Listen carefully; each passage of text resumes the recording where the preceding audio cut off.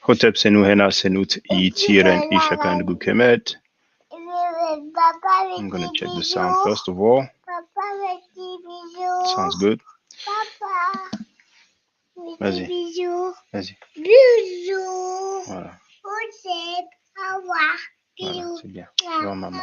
Voilà, bravo. Tiens. Tiens. Ça y est, tiens. Prends. Prends ça. Va voir maman. Sinon, tu vas pas aller au manège. Hein. Attention, tu vas aller au manège. Va voir maman. Va voir maman. Tiens. Voilà. Ok. À tout à l'heure, j'arrive. J'arrive.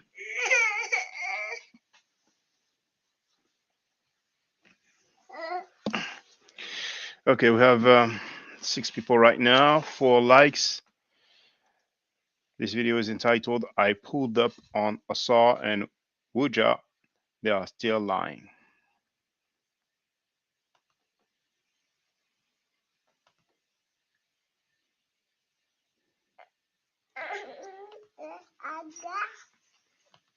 Oh, I didn't do it yet. Okay. So we do that.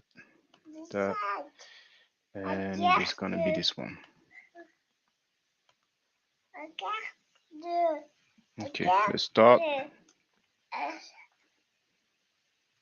Gonna mute my mic, is better.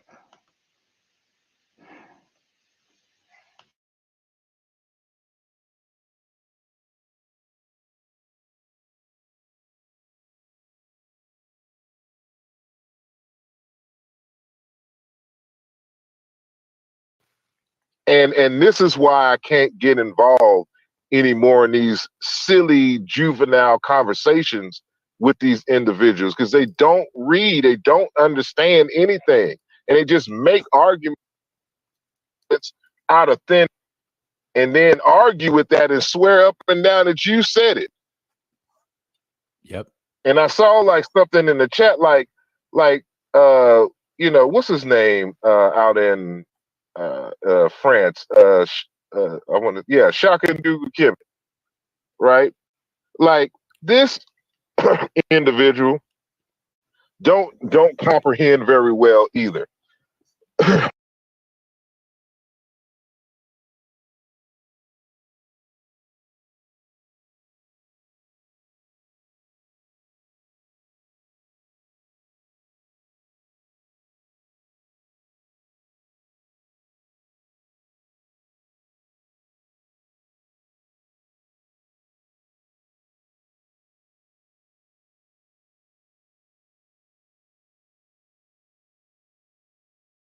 I was muted. The quote in the chat.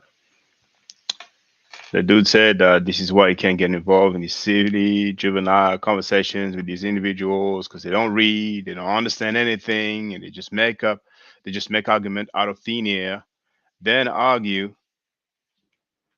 with that and swear up and down you said it. So no, I didn't say it.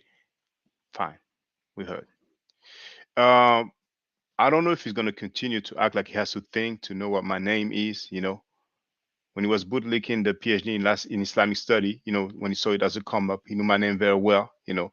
But if you want to continue to do that, you know, that's on him. That's fine, you know. Now,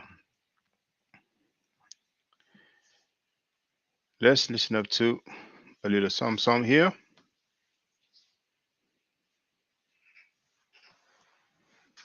I think actually I have it ready. So.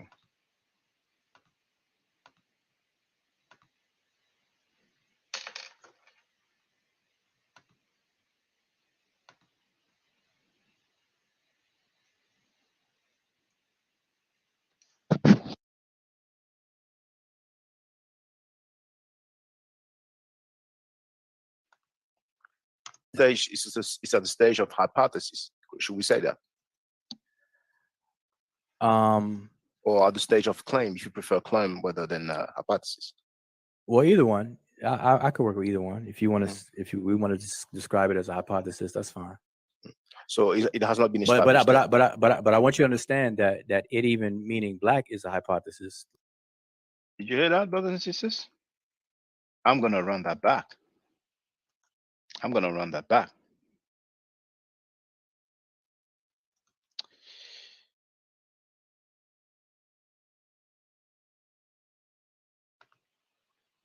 Willie Lynch would just said, I want you to understand that it, and we're talking about chem, the biliteral chem, the garden reference I6 glyph, crocodile skin slash um piece of charcoal, depending on who you quote.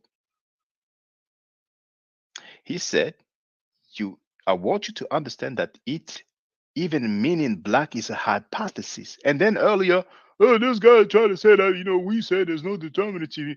That's their premise, that it doesn't stand for a color.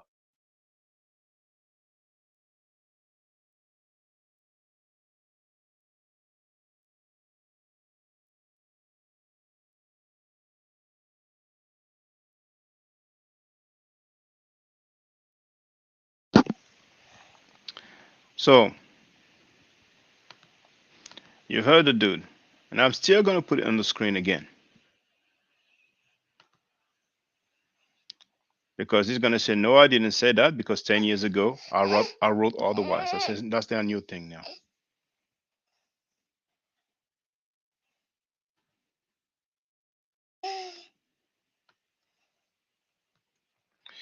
Willie Lynch Woodruff said,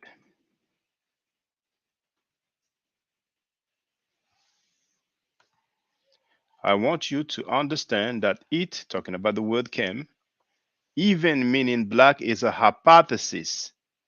Like no one has ever demonstrated that. All right. This is an excerpt from Articulate Pseudo, and the timestamp is 158.05. You can continue and you will hear the rest of the quote. But we have enough because he said, I want you to understand that chem, even meaning black, is a hypothesis. And then, I want to make sure you can hear me loud and clear though. 1, 2. 1, 2. Yes. And then they want to act like, oh, in 2014, 8 years ago, this is what I wrote. Fine. It's just the beginning. That's the warm up.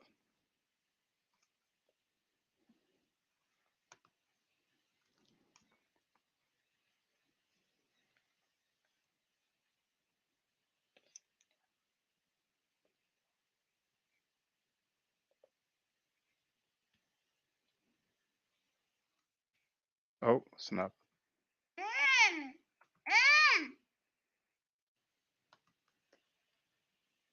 More quotes. So by appealing to authority, it doesn't help us in our case. We always got to have to be able to examine the primary. And so in this case, with when you actually see the depictions of him, you see his hair is pitch black as Kim, but not his body. You see that other argument, the hair is pitch black, not the body. And during the conversation, I forgot if it was this one or on some other channel, but I told people,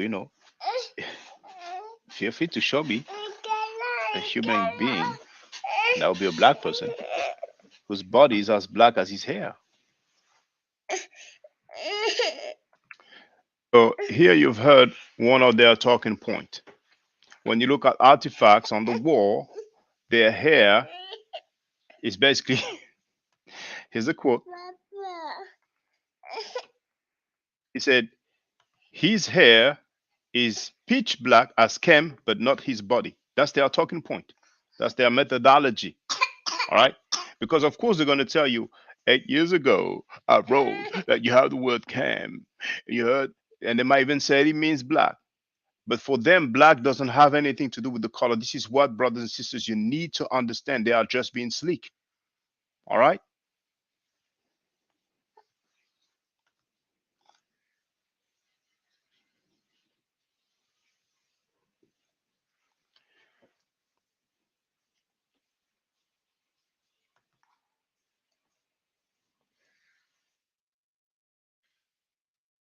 Black doesn't mean jet black. You have different shade, different skin Exactly. tone, and I think we're going to But a the different shade, conversation it here. would be defined as Desher.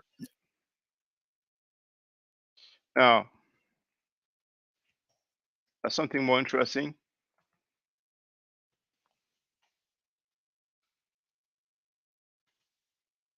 He said, but his shade, it will be defined as Desher. Desher is the root for the word red. But they're going to tell you, oh, 8 years ago, I wrote that you heard the word cam, and cam means black. And what you're hearing right now, that's this year. Big is in the place to be. Hotep and Abibi Fad Hodiye. Greetings to you, brother.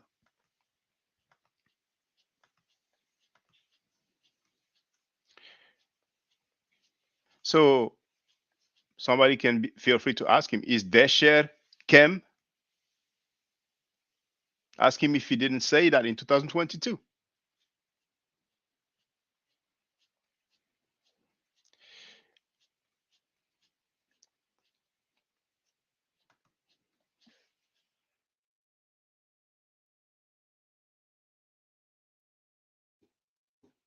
You know, and thinking we're gonna fall for that.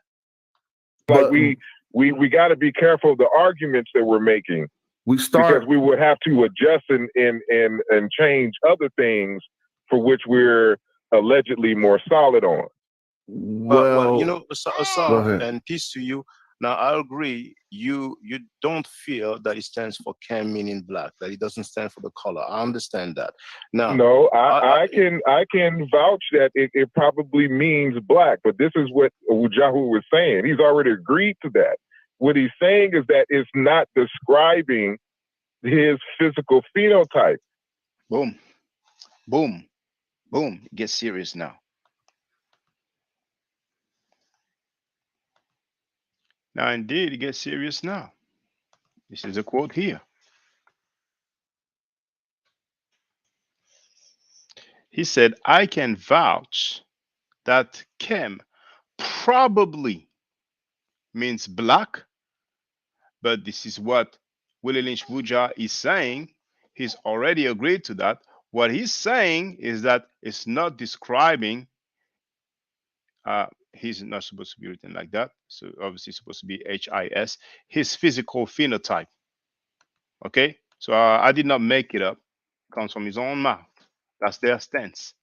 They will ultimately tell you, oh, in 2014, in my book, I wrote that you have Cam, I wrote that you have the determinative D3.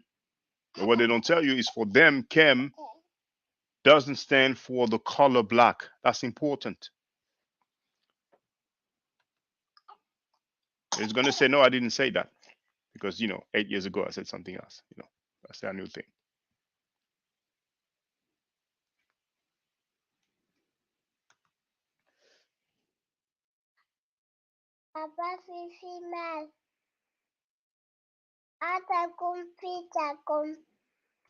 And I released my book on this in late August, and I'm going to show a bunch of names with people who have color designations in their name other than Kim, and how they all are associated with occupations.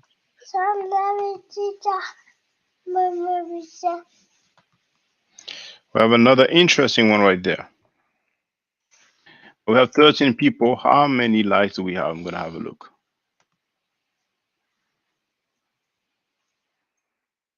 8 likes. Okay, not bad. We have 16 people right now. So it's half of the people are there. Now, he said that here he will release his book on this matter, on this topic, in late August. It's a little bit late because that was this year. All right. It was this year that he said that, just to be clear. He's going to show a bunch of names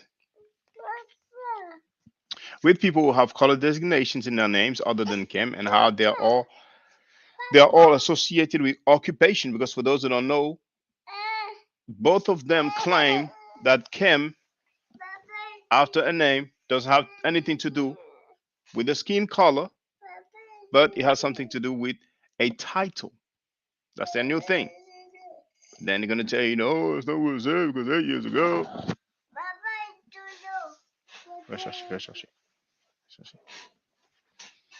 Let's continue.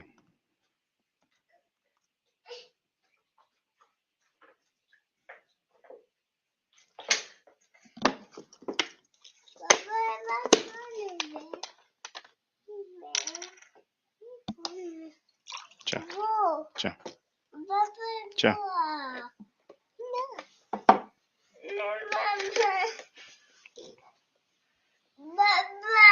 Hold on.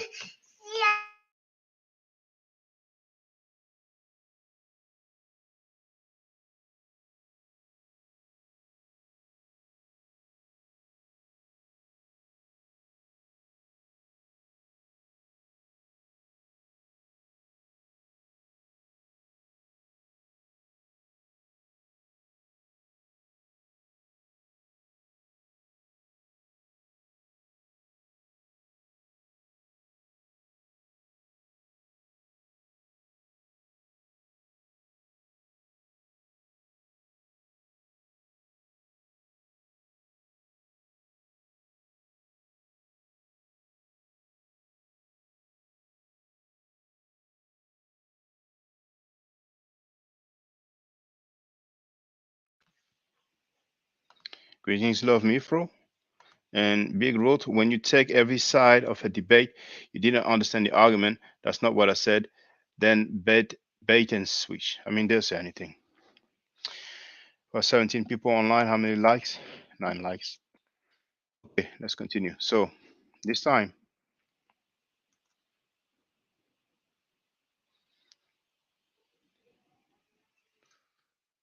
oh snap.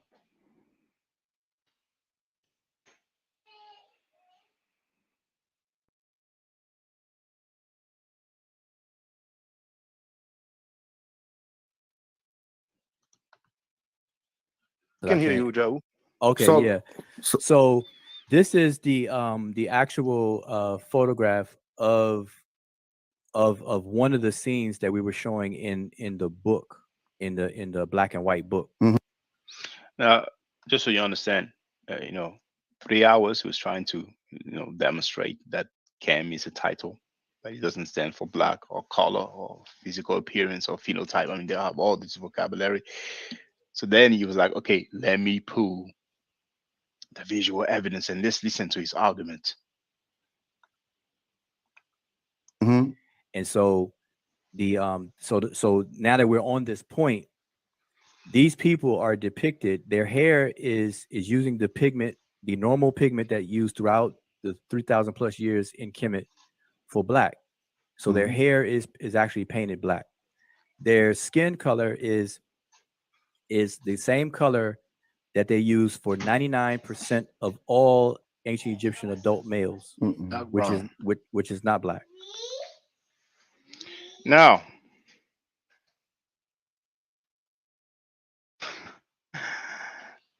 I love me for road smiling at the sound of children.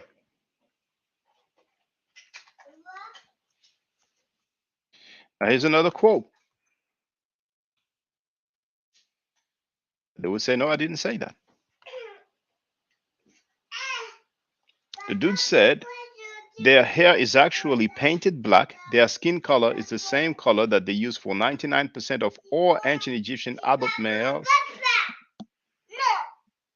which is not black. But they're going to say, well, 8 years ago, my paper, I wrote that we have cam, it means black. Once again, for them, black doesn't stand for a color. It's important to know that. They want to play games, they want to play tricks.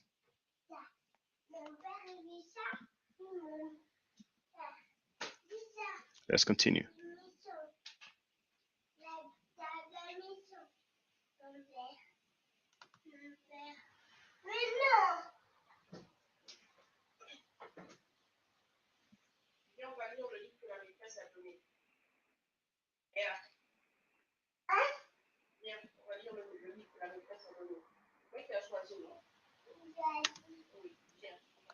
Now we get here and we see No, you Uh, didn't listen. We that's said from the get go, that's our what you said. exact words were reddish No, I'm brown, gonna a rewind it reddish on my phone. hue. On You my can phone. rewind it and you're going to be like, oh, my Okay, bad. well you might have. Because I mean, that's we not. have this discussion Yeah, all the time. I hear you, And bro. we consciously always say a reddish, dark brown or a reddish tint or hue. It's in the color, it's in the range of Yeah, red and reddish brown. We you talk about this all the time. you We show definitely got pictures all around to the time. saying that. Yeah, I'm not.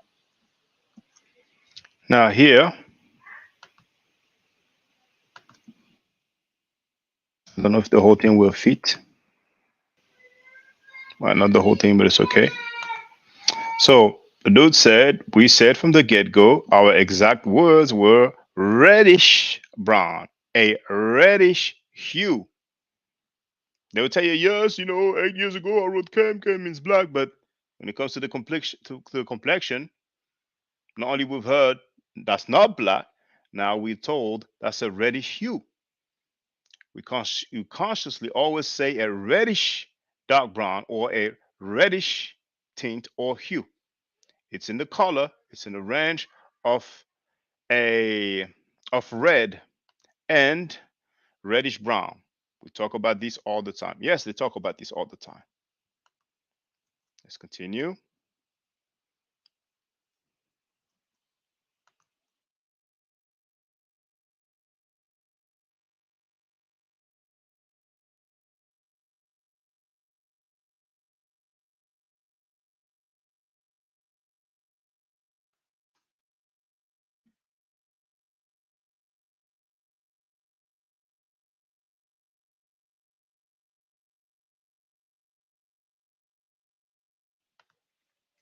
Bear with me one sec.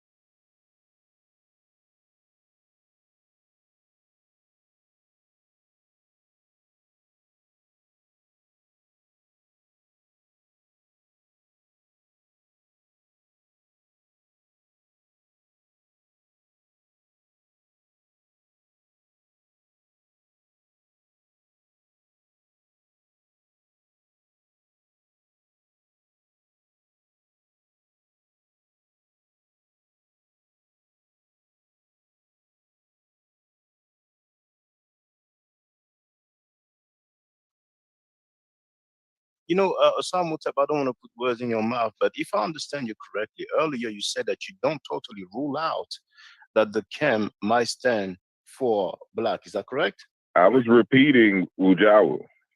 Okay, so now if I ask you on the artifact that we have seen, do you rule out that it doesn't mean chem, or like we translate in English, the black, regardless of what it might mean? Are you of the opinion that it stands for a title? Yes.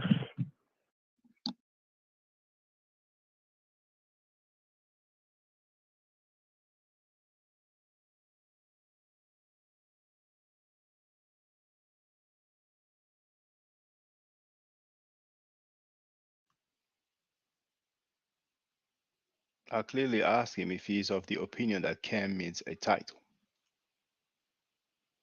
In his 2014 text, did he say that cam is a title?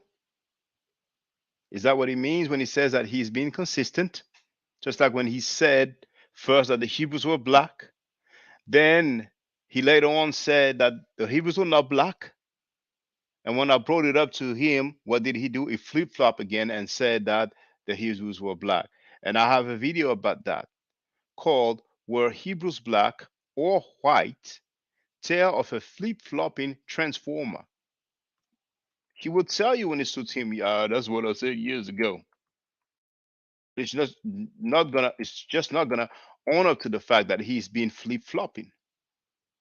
So you have the link here in the chat. All right. So they want to act, strange. Or these guys are talking about something we said before in my 2014 tab. I already said that we have Cam. I already talked about the determinative. Did he say that Cam is a title in his paper? Those guys make statements this current year of 2022, and they want to refer you to something 8 years ago. That's amazing. But everybody have their techniques anyway.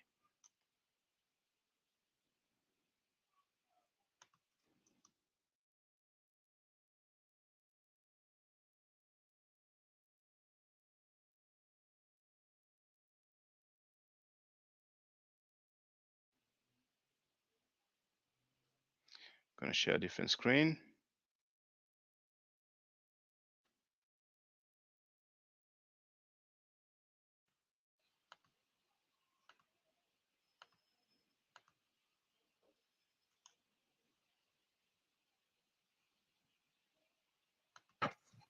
And when it comes to this linguistic thing, I never said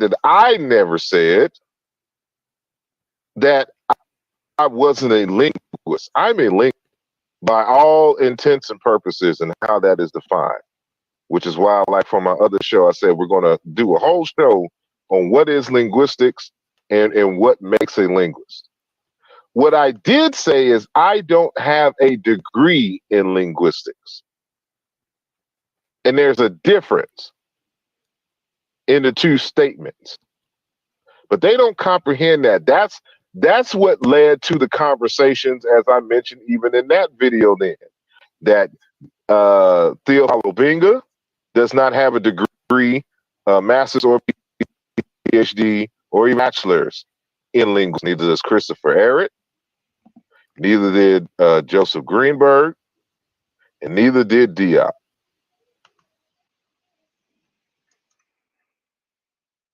Now, Big wrote they don't follow grammar rules, so there's no context. This way they can complain. You'll take him out of context. Oh, they talk about this out of context stuff, but it's okay.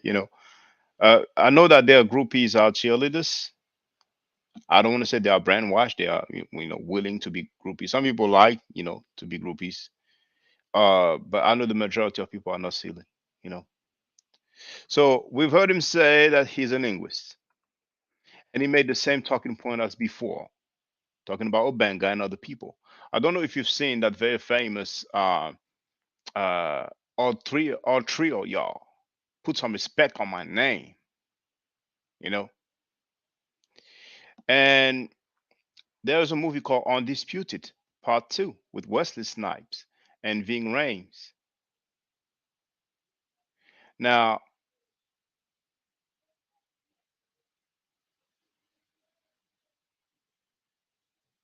there was a scene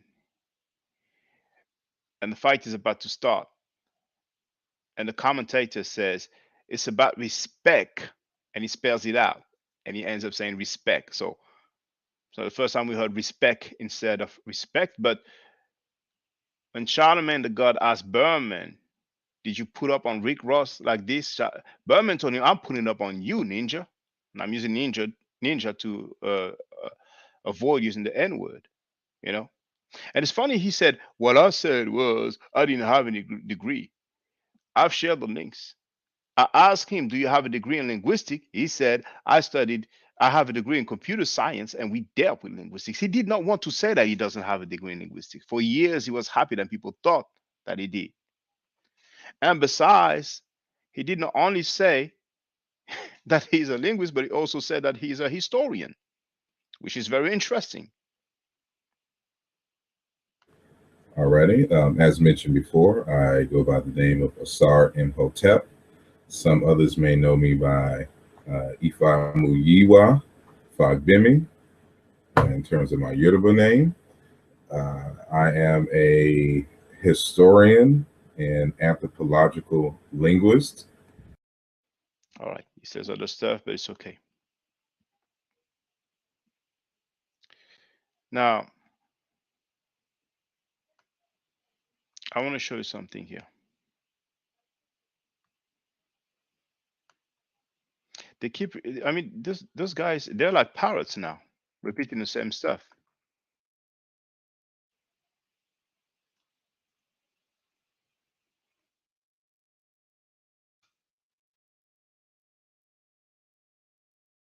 That's the link that I've shared.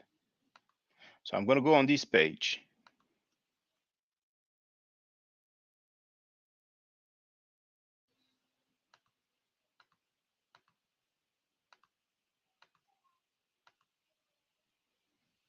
That's Willie Lynch Wudja's website. It's a scholars page.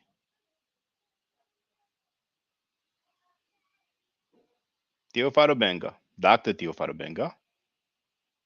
What does he say here? His degrees include MA in philosophy, MED, University of Pittsburgh, USA, MA in history, University of Paris, Sorbonne, advanced studies in history, linguistics, and Egyptology, University of Geneva, Switzerland, in prehistory, Institut de Paléontologie Humaine, Paris, and in linguistics, philology, and Egyptology, University of Paris, Sorbonne, and Collège de France. So he keeps talking about, and first he was like, Theophilo Benga doesn't have any degree. Now it's like he doesn't have any MA or PhD. You see how his arguments have evolved. But there's some very, very important difference between Dr. Obenga and Osahim Ofei. Dr. Obenga had formal training in linguistics. Now, what is labeled as degrees here, and by the way, that comes from the University of San Francisco. And I've shared that link before. You just did a copy and paste, See, his degrees include, and we have the same thing. San Francisco State University. All right. So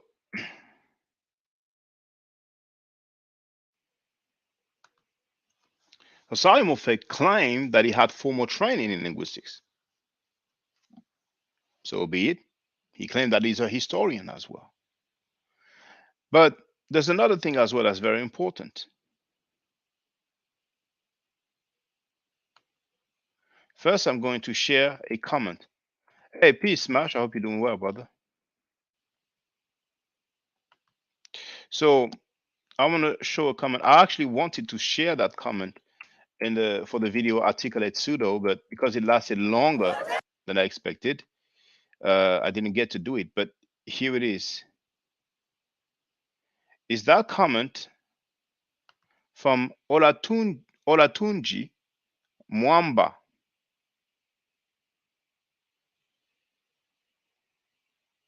I don't know if you can see it well. Let me see how it looks on the screen.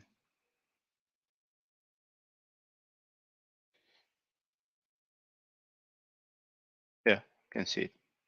Now, this is a comment left on the video entitled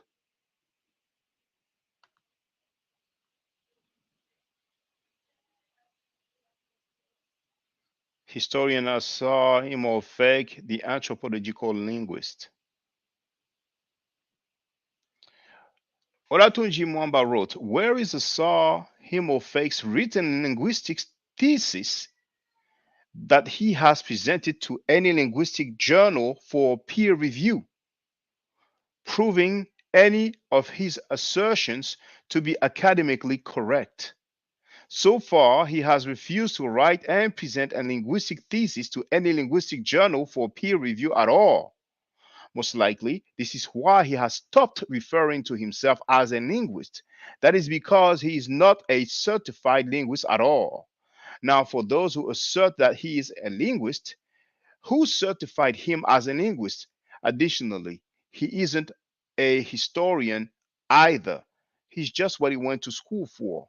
He is a software programmer. If his stuff is not peer reviewed, if he hasn't been certified, why should we accept, greetings James Powell, why should we accept when he says that he is a linguist? Just because he said so? Now, another thing, when we talk about Theophilo Benga, he is recognized by his peers as a linguist. And once again, Dr. Obenga has degrees or certificate, as some others would say. He had some formal training in linguistics. Asar Wudja doesn't have a toilet paper in linguistics. That's a huge difference. And here we're going to look at the UNESCO's website. almost didn't share the link in the chat.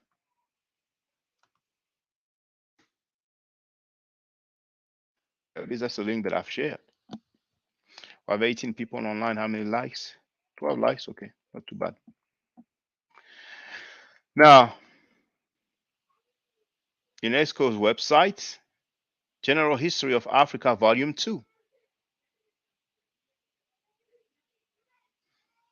And it says Conference Symposium on the Peopling of Ancient Egypt and the Deciphering of the Meroitic Script, Cairo, 1974. Now we can go to page, I think it's 64. Now I'm going to make this larger. Now for those who have the PDF, it will be page,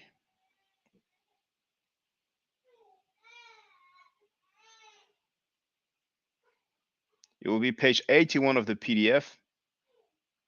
But as you can see, it's actually page 64 of the book. Now, this is what the UNESCO website says,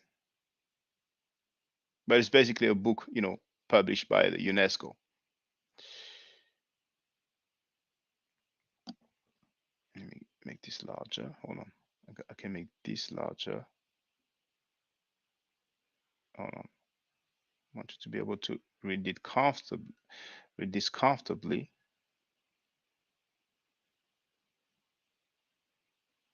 Come on. Okay. Is this large enough? I want to see my page. Oh, it's a bit small, isn't it? I have 19 people online right now.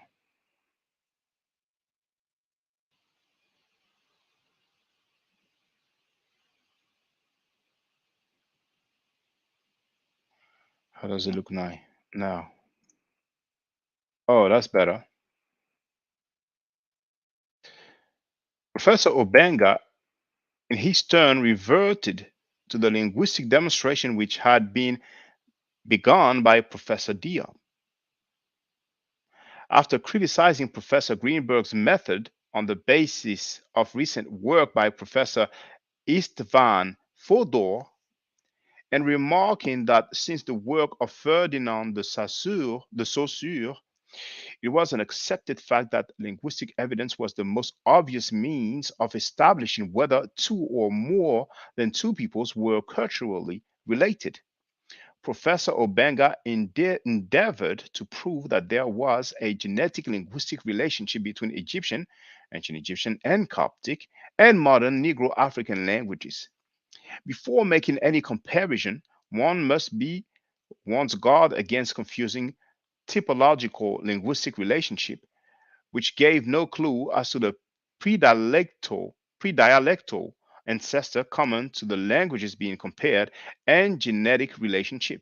For example, modern English, considered from the typological point of view, had affinities with Chinese, but from the genetic point of view, the two languages belong to distinct language families. Similarly, Professor Obenga rejected the notion of a mixed language as linguistic nonsense. Genetic relationship depended on establishing phonetic laws discovered by comparison between morphemes and phonemes of similar languages.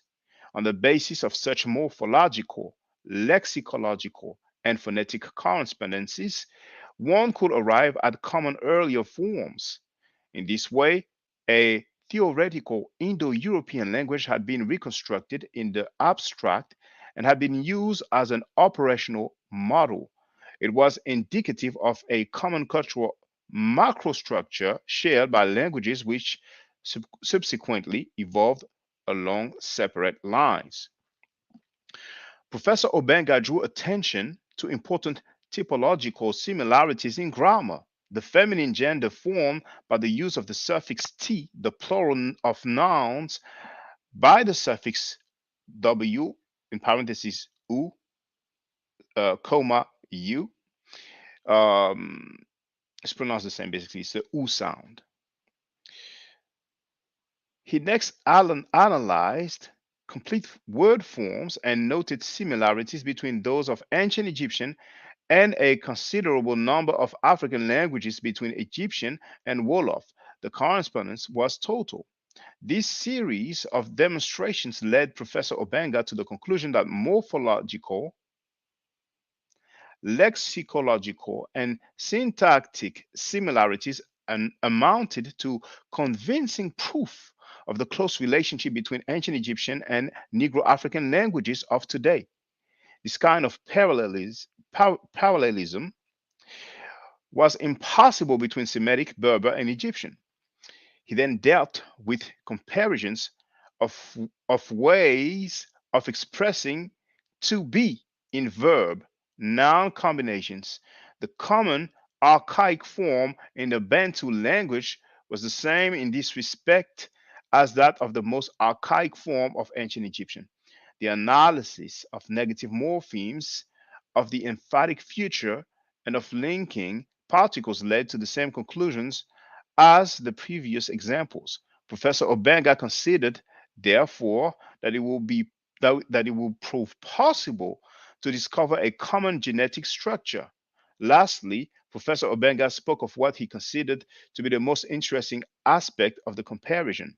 He drew parallels between the forms taken in different languages by certain words: palm, spirit, tree, place, and also between certain small phonemes. For example, kem, black in ancient Egyptian, becomes kame, kemi, kem in Coptic, ikama in Bantu, which the meaning of charred by exposure to excessive heat, kame in Azer, cinder, rome, man, in ancient Egyptian becomes lomi in Bantu. The same phonemes have the same functions in the different languages compared. Professor Obenga inferred from these comparisons that it will be possible in the future to identify a Negro Egyptian language analogous to Indo European. In this context, and in view of the undeniable common cultural background of all these languages, there was a sound basis for the development of future studies. And let me repeat the last sentence. In this context, and in view of the undeniable common cultural background of all these languages, there was a sound basis for the development of future studies. Are some people going to say that the UNESCO is Afrocentric? Undeniable common cultural background of all these languages. Thank you, Big. I'm gonna grab something to refresh myself. I'll be back.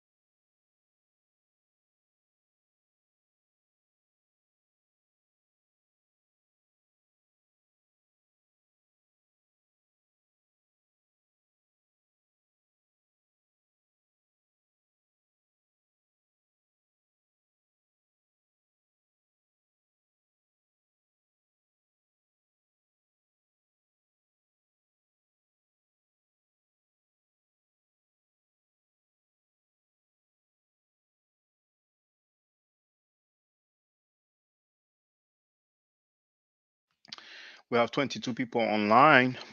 How many likes? 14. Well, we can do better than that, can't we? So, Dr. Theophile Benga is recognized by his peers. He had formal training. He had some degrees, or others will argue that those are certificates. But that same dude, Osahi Mofek, we've heard him talking about master's degrees and PhD degrees.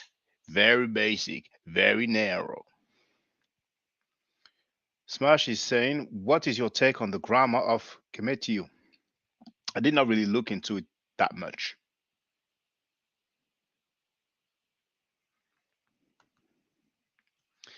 Now,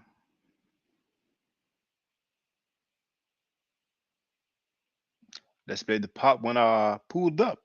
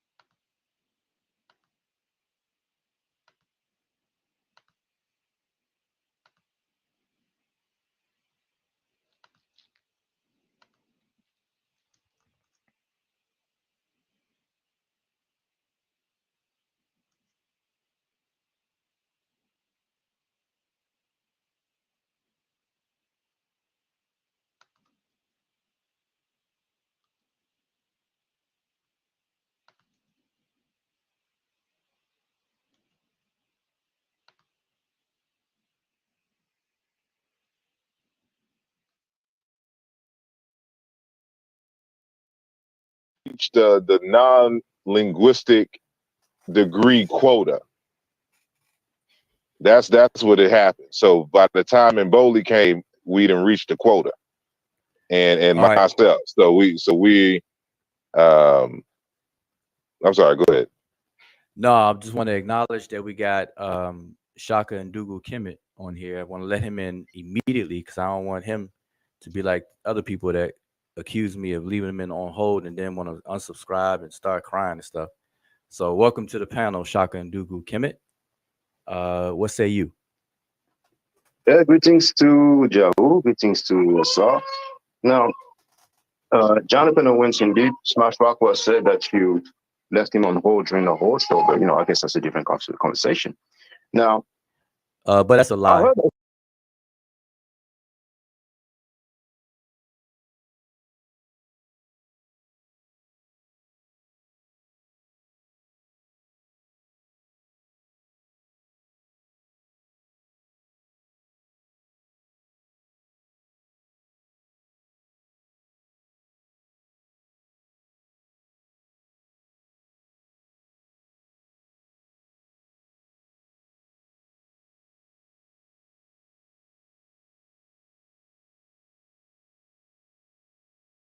I was muting all the while. I was muted all the while. Smash, are you still there? Okay. Was this last night? It was actually. Yeah, that's a lie. Wow. And but I was like, yeah, okay, okay, okay. No, I don't trust him. I don't trust him. They are disingenuous. They are lying. So I don't trust him. And yeah, thank you, Big. And I think he will probably say, oh, hold on. Uh I hope you heard me when I was reading from Theophilo Benga. I think I've muted myself before I played. Okay, what if? So it was actually for me it was this morning, but it was early hours in America. I don't know where they are located. I don't know where Uja is located. I don't know if he's in ATL. Um because it used to be in New Albion, and they had that, well, ATA Georgia, let's say. I mean, I'm not really interested in finding knowing where he is, but I don't know if it's EST time. But for me, it was the morning, and it was probably just before 9 a.m. I was getting ready to go to the gym, and I heard them talk, and my name was brought up, and other stuff was said, and they were acting like nobody wants to holler at them. I mean, there's some notes that I did not have time to timestamp, but at one point, where's hold on? He said,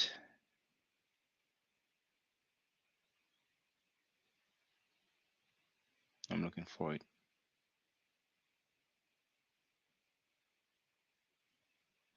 I wrote it somewhere, didn't I?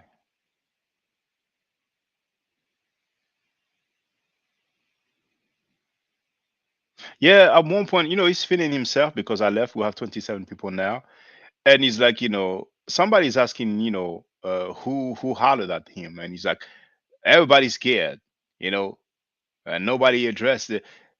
Like Dr. Sandro Caposcici did not address the issue, but you know, those guys are habitual liars. It's all good, you know.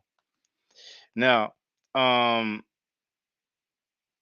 Big wrote, yeah, we heard the excerpt, the experts. My bad. Oh no, not the experts, the excerpts. Okay, thank you, Bing. I was just wondering for a while, like, damn, maybe I was talking for nothing. So Smash is saying, why would I lie about being left in the back chat?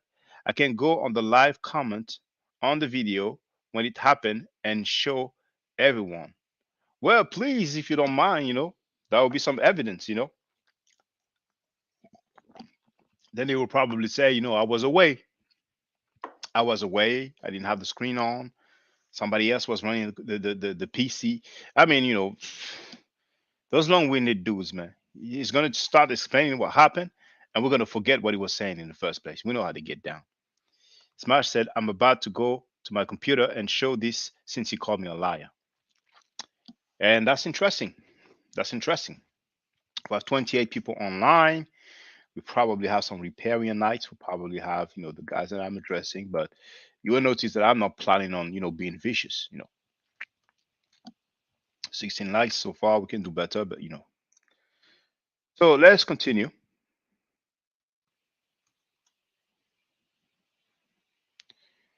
Now, where was I?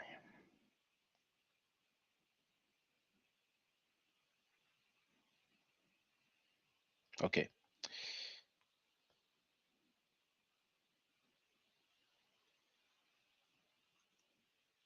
So Well, okay, that's fine. That's just fine. so you know, yeah. That's fine. But wait, but you're here, and I let you on right away. So Yeah, go yeah, for of it. course, Go of for it. course. So All right. I heard Asar mentioning his 2014 argument, but why you two, both of you, act like this year in 2022? You went on talking about the hair determinative, like it's needed. I have Asar on tape saying you cannot show it, put it up. That would end the argument. Have you forgotten? Have you forgotten that you've said that? And Netanyahu has ended the argument. He has shown the hair determinative. There's no need to be so condescending and arrogant and disrespectful, saying that people don't read and don't understand. Asar, with all fairness, don't you remember saying that this year? Bro, I just read it in 2014. You see my facial expression? I come in mentioning that the dude is talking about 2014 and I ask him, don't you remember saying that this year in 2022? And his reply is, bro, I just read it in 2014. I said, Asar, with all fairness, don't you remember saying that this year? And he replies, bro, I just read it in 2014. I mean, in terms of syntax, that sentence is not even accurate, but I understand what he meant there. I'm not going to, you know, spend the whole evening about this statement. You know, what he meant, obviously, I'm not in his mind, but obviously is that he just read it from 2014. He did not read it in the year 2014. Now, Abambo Visuals wrote, is Mboli's model considered scientific? Has it been peer-reviewed and scrutinized by qualified linguists to be considered a valid model in the field of linguistics? Well, I've heard a PhD in linguistics addressing Mboli's claim. And Osahimo Fake, trying to defend Mboli, said one of the most pseudo-claim stuff ever heard in the history of academia worldwide. Not only that, but he hasn't done a reconstruction for Middle Egyptian. I understand. And I'm saying that is an incorrect and it's not a very good order of operations. So you're going to. I don't see a reconstruction of Yoruba in your work or a Khan. How would I reconstruct Yoruba and it's spoken right now? How does that make any sense to you? Because that's my It's point. spoken right now. And what I did is I used IPA because Yoruba has its own orthographic system. It's a convention for sounds. These are all symbols. That's the whole point of writing. They're just symbols to represent sounds. We understand that. The issue is here is that it's not attested in terms of a living. So this is what I'm hearing as a lack of understanding. What you just said, you said I didn't reconstruct Yoruba. I wouldn't need to reconstruct Yoruba. If I wouldn't need to reconstruct Akan. He doesn't need to reconstruct Somali. He also doesn't need to reconstruct Hausa. But what he does need to reconstruct is the one that I'm saying that he did not reconstruct. Here's the question. Please, just hold on 1 second, because I understand. Believe me, I understand what you're saying. I'm asking you this. Then let me make this last point, please. Just let me make this last point. So you're saying that I didn't reconstruct a language that is attested right now. You don't reconstruct languages that are attested right now. You write them down. So I guess that answers Mbambo visuals. Brother Smash, what's up? Hotep Seni. Maybe the brother is not ready right now, but whenever you're ready. Peace, you can hear me? Peace, I can hear you, yes. Let me share my screen. I hate when people call me a liar. Like, why they be trying to blemish you to save face? Yeah. Can I share my screen? Of course, it's shared now. You could go, anybody do the real knowledge when people get to lying to you. This is April the 30th. What does it say? Kemet and Chill after party of Smash Rockwell. Now, if y'all can see the live chat over here, this is me complaining about him leaving me in the back chat. You see, sometimes we try to go through and clean up our shit. And so he might have erased my prior comments when I was telling everybody Ujahu leaving me in the back chat. Mm-hmm. But just like Josephus's refutations to Manito, you can see in Sean saying to me, it should have let you directly in. Mm-hmm. So he didn't want the people to see that I was writing on the screen, why is Ujahu not letting me in the back chat? But he's saying I'm lying. So he took this shit off. Now look at how me and Sean handle it. He says it should have let you right in because Sean had provided the link for me. Then I say, it's love. I'm like, it's cool. I ain't tripping. Then here goes Sean again with the link. Smash. I went right into the live.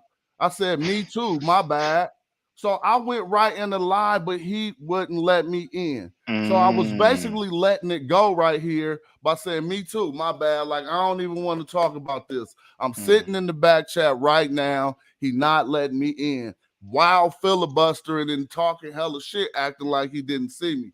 But again, since saying I'm lying, then at least I can go to show you this evidence of on the same exact date, April 30th, when you're sitting here discussing, trying to explain away everything I said about Kim and Henny the Black, Hennet the Black.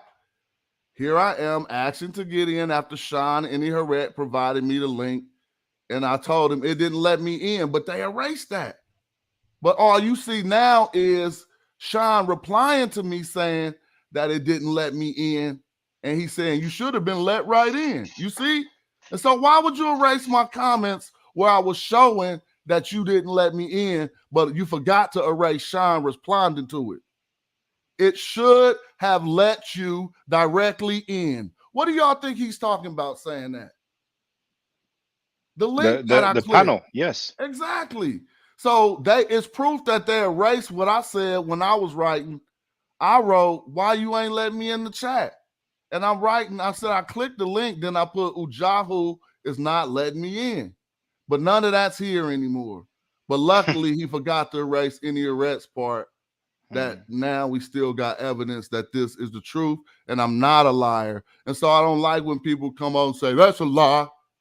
Maybe it's a misunderstanding. Maybe you didn't see me in the back chat, but don't say I'm a liar. And so I just wanted to put that on your show so people could clearly see that. And Any will tell you to his face because he has no reason to lie. Yes, he was trying to get into the stream that night. It must have been some confusion. Shout out to Any and everybody else. And so I'm going to leave. I just wanted to defend myself because I was called a liar. And now we see that there's evidence that that ain't true. As soon as he said that, I was like, okay, okay, I'm gonna play the rest. But I was like, yeah, okay, whatever, I know it's not gonna, slide like that, but I'm on their panel. I'm not gonna try, to appear combative or whatever. They're Yeah. already so sensitive. They call people emotional, but um, they stay in protective custody. I went on their platform, and I don't know if you've seen the exchange. Ultimately, I left because Simon Fake came up with that same, that doesn't make any sense. Oh, so So y'all had a discourse last night. I missed it, and I'm going to yeah, tune into it. yeah, Are you but about to play any clips from it? yeah, I'm about to play the whole thing, but Okay. obviously I'm making commentary. Great. Well, thanks for having me on. I just came Oh, on the show no that problem. somebody called me a liar last night, and they was wrong. They wrong for saying that. Now he might have not seen me in the back chat, but don't say that's a lie.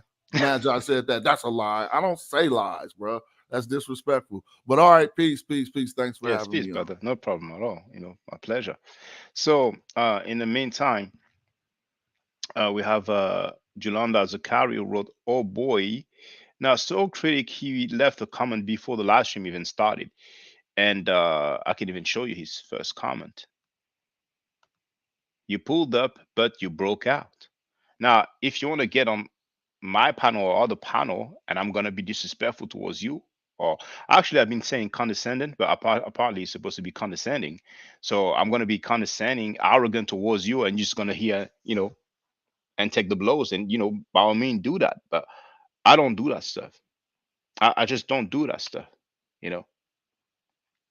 So if he doesn't have the discipline and self control, then it's on him. It's on him.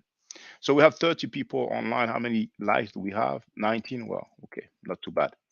But anyway, Stone Critic wrote, "Who sets up the debate? All this back and forth is bananas." You can say it's bananas. I went on their panel. I sent an invitation to Osahi Mofe. There's no obligation for anybody to dialogue, but nobody can say that I wasn't down for that. Actually, we actually dialogue. You heard Smash Rockwell? That's the name of his platform on YouTube. Smash Rockwell. We talked for 3 hours, and I think I've heard one of the two brothers, either Smash Rockwell or Osar MK, and I love to say Osar MK, so there's no confusion with another dude. I think one of the dude, I think it was Osar MK who said, set that up. If you want to debate that, he's down. I don't think they want it, you know. So people need to understand it doesn't necessarily have to be done through some debate, some particular platform. And they love to talk about text, writing. We wrote something. I have something for that text. It's coming later on. It's going to be amusing this evening. But we have a PhD in linguistics, Dr. Sandro Caposcici, who addressed the issue in writing. Some people might say, well, oh, I cannot access it. I don't know what it is. But a blog was mentioned. But in summary, everybody is wrong, but those two are right. That's the way to get down. And maybe it's a sales tactic as well. They keep saying, you need to read the text, you need to read the text. And they think that, we're just going to read the text so we can engage a conversation. They want people to think that they need to read their science fiction book in order to address their claims. But I invite everybody, but I will share the link later on anyway to that discussion that lasted for about 3 hours. Okay. So Stone Critic wrote somebody called Sanetta. I mean, we can ask Osar MK, maybe he'll pop up now, but if I'm not mistaken, and maybe Smash can confirm. I think Osar MK said several times, if you want to debate it, we can do that. So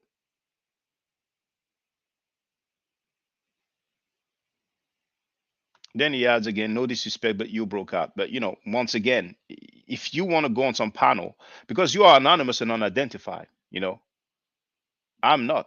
And I've been saying for years I don't argue or state facts. So I'm not going to be on some platform and people are going to be disrespectful.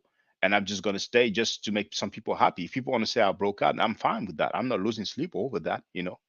I mean, they don't go on and nobody's channel. But I will also show the first time. I mean, let's go. It's all good. It's all good. I pulled up. The dude was disrespectful. I bounced. It is what it is. I'm not staying taking the disrespect. Who do you think I am? You know, for me, this is real life. I'm not a username. you know. Now, Abambo Visuals wrote, is Kapushishi's response available somewhere to be viewed by everyone? Well, Smash might be able to answer because a blog was mentioned, So, but Smash said that he's planning on putting that text of Dr. Kapushishi on his own blog as well. So, if Smash is there, he might be able to give us a response or reply. So, let me continue. So this time I will. So, okay. I'm gonna go back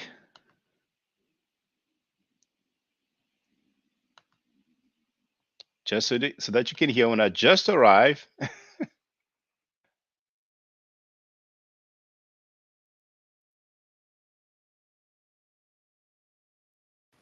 I'm sorry. Go ahead. So they can comment in the reach the.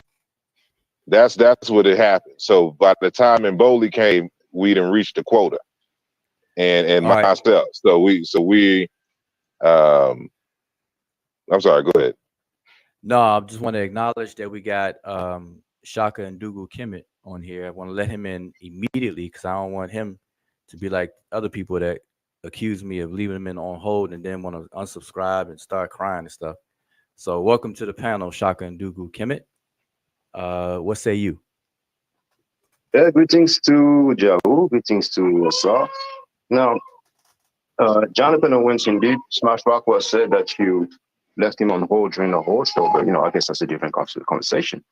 Now, but that's a I lie. heard that. So Well, okay, that's fine. That's just fine. so you know, yeah. That's fine. But wait. But you're here, and I let you on right away. So Yeah, go yeah, for of course, it. of course.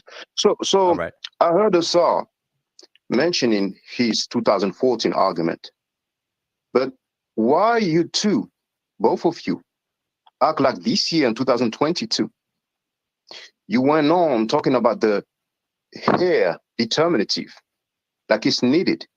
I have Asar on tape saying you cannot show it, put it up, that would end the argument. Have you forgotten? Have you forgotten that you said that? And Netanyahu has ended the argument. He has shown the hair determinative. There's no need to be so condescending and arrogant and disrespectful, saying that people don't read and don't understand. Asar, with all fairness, don't you remember saying that this year? Bro, I just read it in 2014. So here you can see my facial expression because I'm calling him. And I start by saying, I heard him talking about his 2014 argument, but now we're in 2022.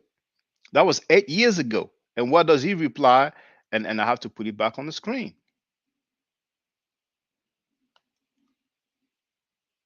People need the visual.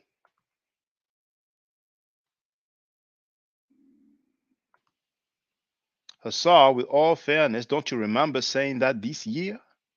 And his reply is, bro, I just read it in 2014. The dude is reading something that's 8 years old, acting like he didn't say those stuff this year for the last few weeks. All right? Now, the first time I had a conversation with Asar Himo Fake,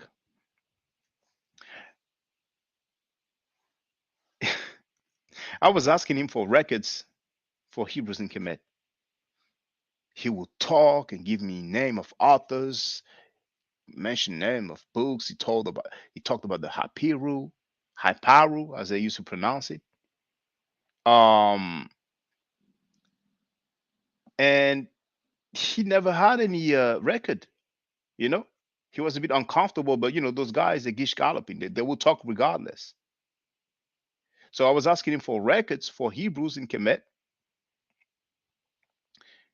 and he would not give me an answer. Instead of saying I don't have any records, you look up the Haparu. Now, that question I asked him this morning was specifically about what he said in 2022. The second conversation that I had with him on Smash Rockwell's platform, the first conversation that was on Nikki Love's show and Blog Talk Radio show, and the second one was on the Armin Ra Squad show, Destruction of Civilization, as it was known also.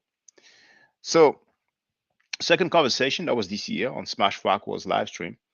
And just like this morning, I did not really Smash Rockwell. I just saw he was alive, and I saw he had some disagreement with some people. He wouldn't name them. I think I was asking first who he's talking about. And eventually I got on the panel. But anyway, we will see that later on. So the second conversation, I asked him, "Do you have a degree in linguistics?" And he replied, "I have a degree in computer science, and we deal with linguistics." So even the second time we had the conversation, I asked him clearly, it's a very simple question. Do you have a degree in linguistics? Instead of saying no, he's running his mouth. Now, third conversation, I asked him if he remembers bringing up the hair determinative, and he answers by talking about what he wrote in 2014. Now, who has comprehension issues? From that alone, who has comprehension issues?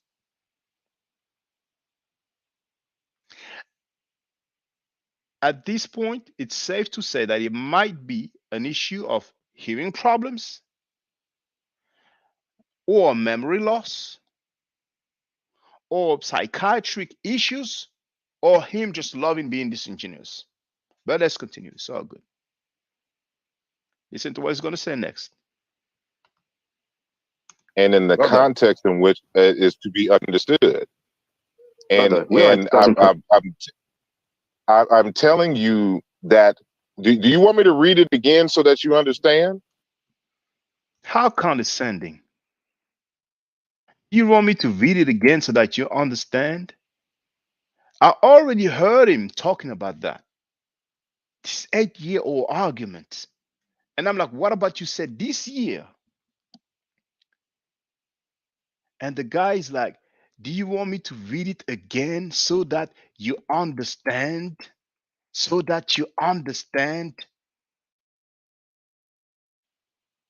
Whenever someone doesn't agree with them, they don't understand, they have comprehension issues. That's the way they've been getting down. How condescending is that? Do you want me to read it again so that you understand? I'm in here talking about 2022. So now people talk about what they said 8 years ago. It's all good. It's all good. So that's paternalistic, condescending, arrogant, and irrelevant to what I asked. Let's continue. No, because that's 2014. I'm talking about your stance in this year, 2022. Listen, my stance has been consistent since 2010, actually 2009, 2010. Now, it gets even more interesting right now. First, he talked about 2014.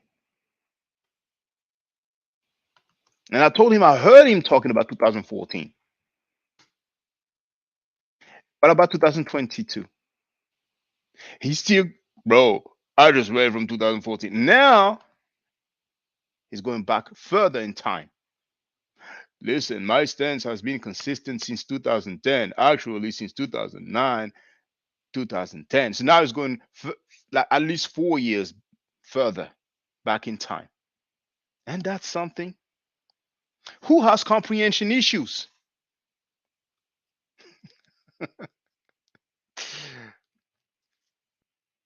And you know what he's going to do next?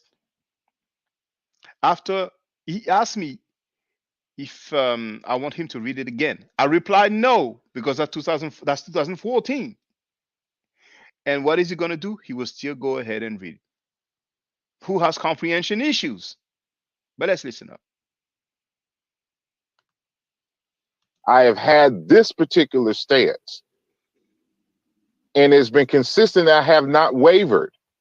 And so there's a context in which I said it. That's why I said here on page 7, the word Kim, black, can be written without the determinative for hair, as can be seen in this variant, black. But this omission is still rooted in the variance above. So, well, I'm going to continue. In other words, we have the variant with D3 determinative as representative of the more fuller sense, and it gives us a point in which to cross-check if the scribe decided to omit a glyph, which is very common in Egyptian writing. The syntax and the context of the sentences allows for us to make this distinction. So we're arguing here, and what they more fully in the text is that you have the fuller forms. They exist. And because you have the fuller forms with all the determinatives and all the things like this, they can leave some variations out without the determinatives. But you always have this variation with the determinative for you to cross-check. And so the challenge was to find the nation, the word Kemet with the nation, with the 049 glyph, with the hair determinative. That was the question. So I was like, this dude asked me if I want him to read it. I reply no, and he still goes ahead and read it. And I'm like, is he serious? But I don't want to seem belligerent, so I stay quiet. Then he talks about a challenge, and he himself said that the challenge was issued to Asar Wudja. Flip-flopping, gish galloping, going all over the place. So he's talking about an earlier challenge, but he seems to have forgotten this year's conversation. Right? So let me share.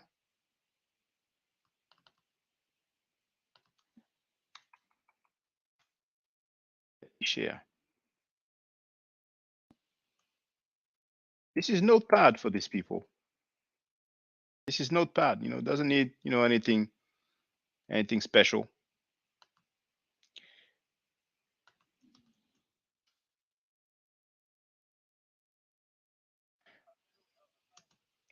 Which minute would it be? Oh no, it's okay. It's okay. I'm going to share the link in the chat.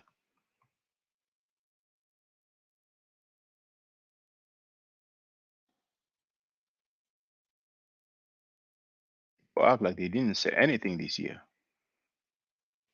We are misquoting them. See the link here?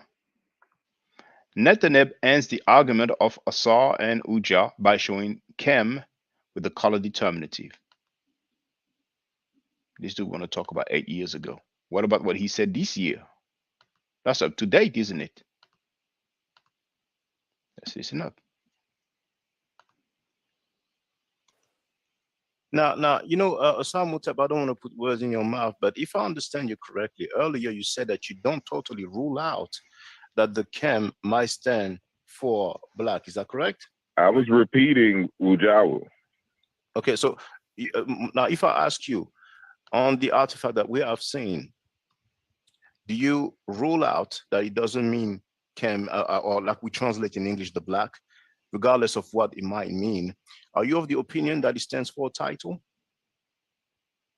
Yes. All right. So unless you have some kind of historical precedent in which this would designate him as the black, and in contrast to who else, who are the other folks who are not the black? Why is this person so special that he has to be labeled the black, but not everybody else is the black? See, that's y'all looking at it wrong. This is the not context us. and the question that you should be asking. Why is he randomly the black? That's you looking at it wrong. Is not the black. That's you looking at it wrong, not us.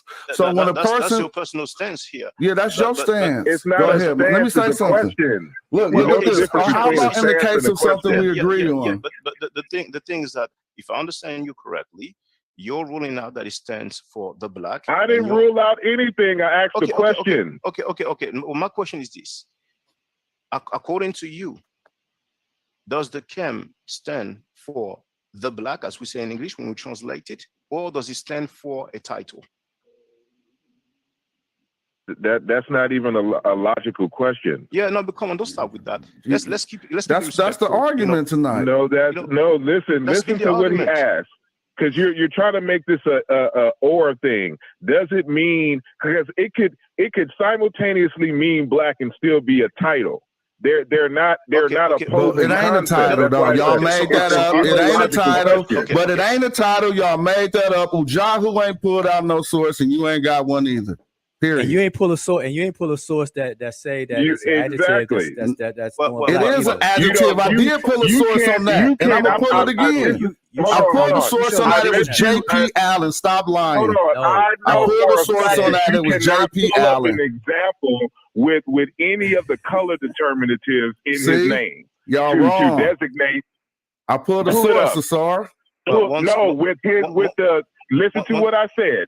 With any of the color color determinatives that ends the argument. There are no color determinatives. It's not no color determinative when they talking about the black land. So you made that. If Kemet mean the black land as the fertile soil, show me the color determinative in that. Kemet the black land is something totally different than this guy Kim's name. But no, Kim is the root of both of them, and you ask for a determinative. An example of Pepe Me Kim with any kind of color determinative in his name that you can eliminate all the other homographs. No, that's not how research works. Kim designates. You have to go look at other instances where we definitely know they're talking about a color black, and we don't have a color determinative there either. Like when they're talking about black or color determinatives. Not when they're talking about black or. That are using the word Kim for black. Not when they're talking about black or. You made that up, and you was. What's the color determinative? First of all, for black, first of all, what? I asked a simple question. Listen, what is the color determinative? You can't interrupt me while I'm answering the question and then say I'm not answering the question. Come on. So what's here the it color is. Determinative? You have two color determinatives in this instance. For Kim Black, it is the hair, the D3 determinative, the falling out hair with the curl at the end. But keep going. Hold on. So now, and then you also have the pellet glyph. And the pellet glyph is the general term that is used for many of the other color designations as well. It's the general color determinative glyph. You will never find any of the names with any of those determinatives that definitive that is dealing with a color. Nah, you are guessing. You are making. You know what else you will never do? You will never find nothing called black. A lot of things called black, like Kemet, the black land. It never has that determinative. So that contradicts everything you said. And I'm glad that you admit it. I need you to stop right there, so we can pause it, so we can have a stop right there because you're incorrect about what the determinative means. You would never ever find a Kemet designation in any papyrus or any artifact with the color determinative, but you will find Kemet with all other types of determinatives. But let me ask you, because it's not about no color. We know what Kim means. So what does Kim mean? Hold up, bro. Watch this. Here it go again. You remember they said it's no head determinative? You remember that? Yeah. They said it's no head. Watch this, yo. Watch this. Look at this. Watch this. You see that? We all. Is that the set cam? Huh? You've changed there was a different one. Yeah, you've changed the page. There was a different. No, I have it here. You see, Set Kemet. This is the head determinative. See that? Oh. That means black woman. I don't think we're watching the same thing. I mean, here. You see it? Set Kemet. Swartz. Try to go up. Try to go up. Go up. The page. Oh, which you want me to go up for? Oh yes, yes, there it is. Set Kemet, yes. Yes. Yes, Set Kemet. You see, Set Kemet means the black woman. Schwartz Yes. Friel, it has a head determinative. There it is. Game Yeah. over. Now this is James P. Allen's book, page 472. Sign list. D, parts of the human body. D3 is highlighted. Hair determinative, hair, skin color. Game over. Game over. But dude is acting like he didn't say what I will put on the screen.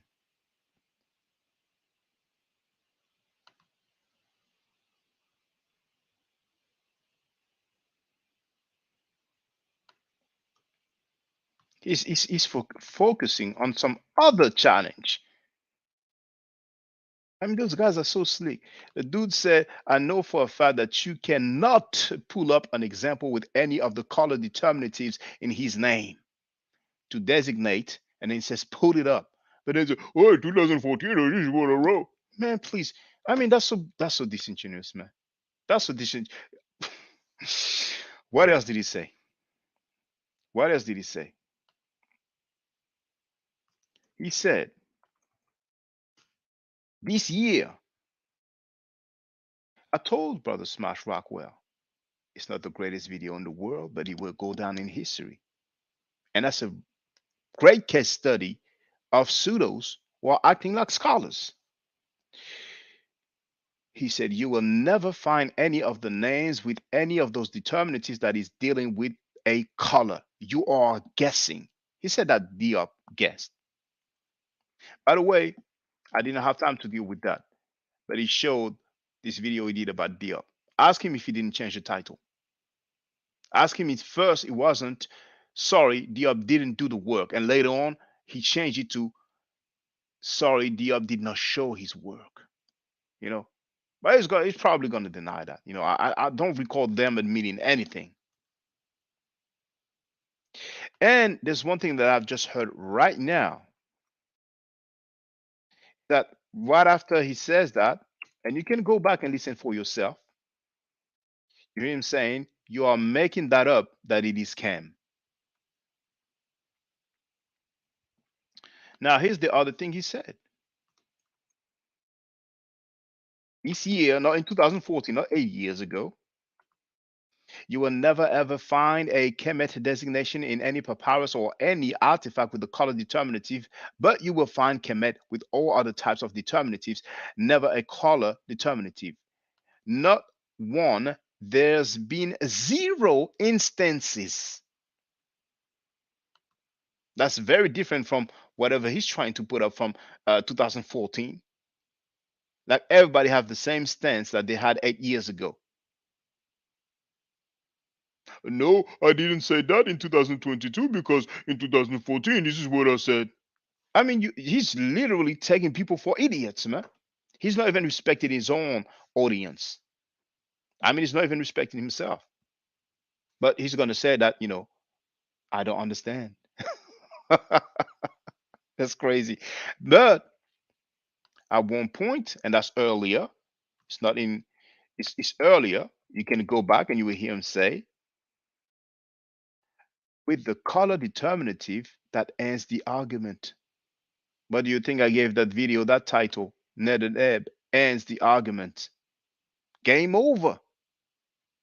No, 2014, look at my book. This is what I wrote. 8 years before. Now, for the record, and for those who don't understand, it's very simple. He's trying to defend his book. Chem cannot mean black, the color, because of the claim of their book. Because the I6 glyph, the root chem, cannot mean black. That destroys their main premise. And that's why they're going all over the world, all over the place. It's as simple as that. As simple as that. We talked about this for 3 hours, man. So here, this is what I'm sharing in the chat. Ancient Egyptian, black like you rarely see. Tomb of Ini. Because you heard all this reddish brown, reddish hue, and I've shared that before, but some people haven't seen it. People haven't seen it. There's some adverts. There it is. Okay, so now I'm gonna share it.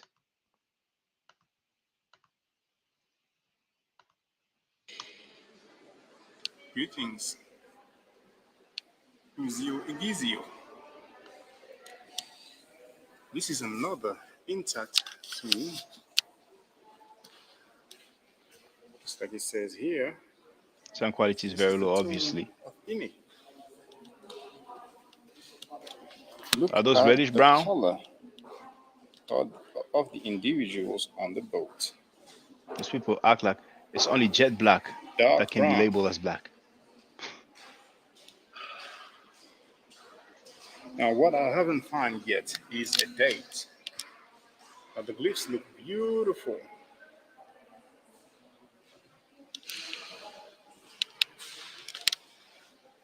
Let's read the description.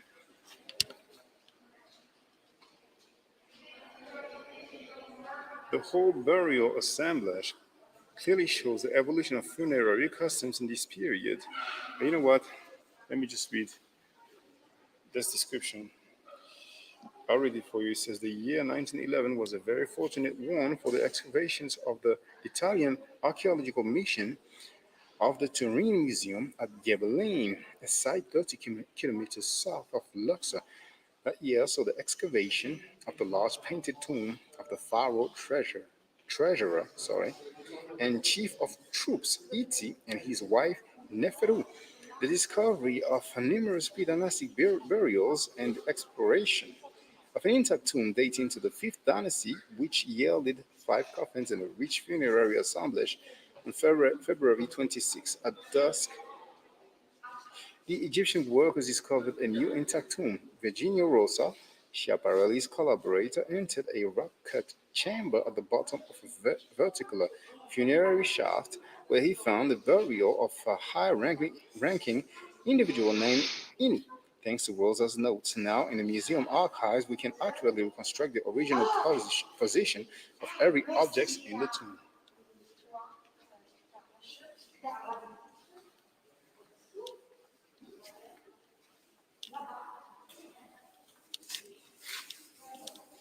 Is that reddish brown? What's that, black Egyptian? Is that reddish brown right here? Reddish hue, reddish tint.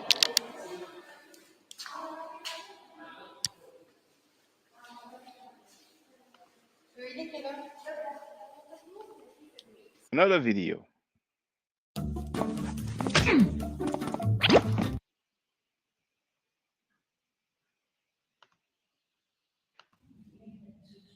Greetings, Liptotech Museum in Denmark's capital of Copenhagen. And once again, some dark brown Egyptians that you don't usually see. Let me first show you the reference. I'm speaking very low. That's Denmark. And this is There were not many people, so I was speaking very low. You see the date, 2000 BC. 4,000 years old. Is that reddish brown here? How over time the color is fading away. We can see Is that reddish whatever? here. Reddish hue, reddish tint. On this guy's right arm, we can also see down on all of these individuals' heads. The black color has faded away. So sometimes you see some statues, you see the color of this arm there, you see some statues with that color. It's just because the original coloring has faded away. And after 4,000 years, it's not a surprise. This video here. This channel is part of the History Hit Net. Greetings. Is that reddish brown here? Like Egyptian wrote black Africans. Interestingly enough, a few times we were told that this hairstyle was actually a wig, but here it doesn't look like a wig. I've shared the link in the chat. But anyway. Is that reddish brown here? Reddish tint? Reddish hue? Or is that black? This is the Misio Visio Egizio, Egizio. Torino. You heard about the And I'll show you Turin, the Turin reference. Papyrus? That's the city Turin All that you in see here, Italy. all of this comes from a tomb. Look at the cane or staff. Those two have one. Look at those navigators. Look Is at that their reddish color. brown?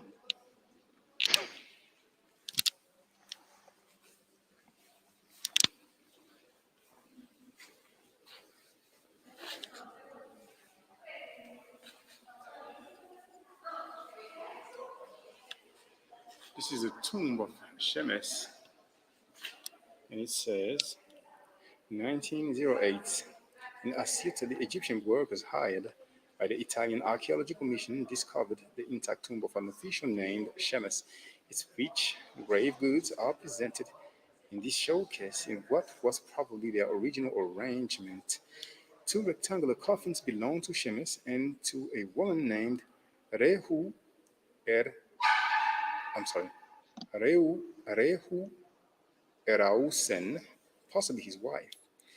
They carry the typical decoration with two wedged eyes on the left alongside inscriptions with the names of the deceased and ritual invocations of offerings. A third coffin found in the tomb, not displayed, belonged to a man named Idi. It is only slightly earlier, being datable to the late First Intermediate period. The tomb contained many clay vases and vase stands, along with three model boats and two statues depicting the striding deceased with a long staff in his left hand and a scepter in his right hand.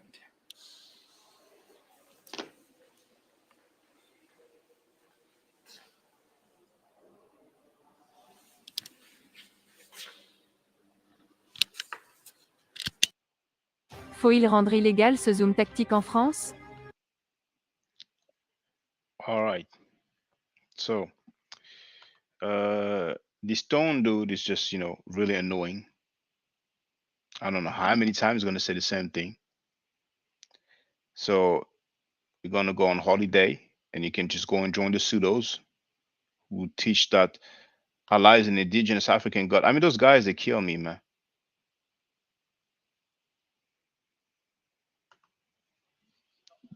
Those guys teach that Allah is an indigenous African god, and they want to come and holler at us. So,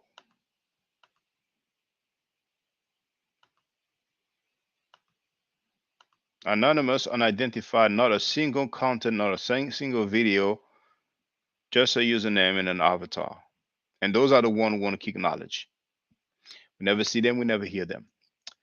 All right, so I can play the rest, which will be quite brief, quite brief.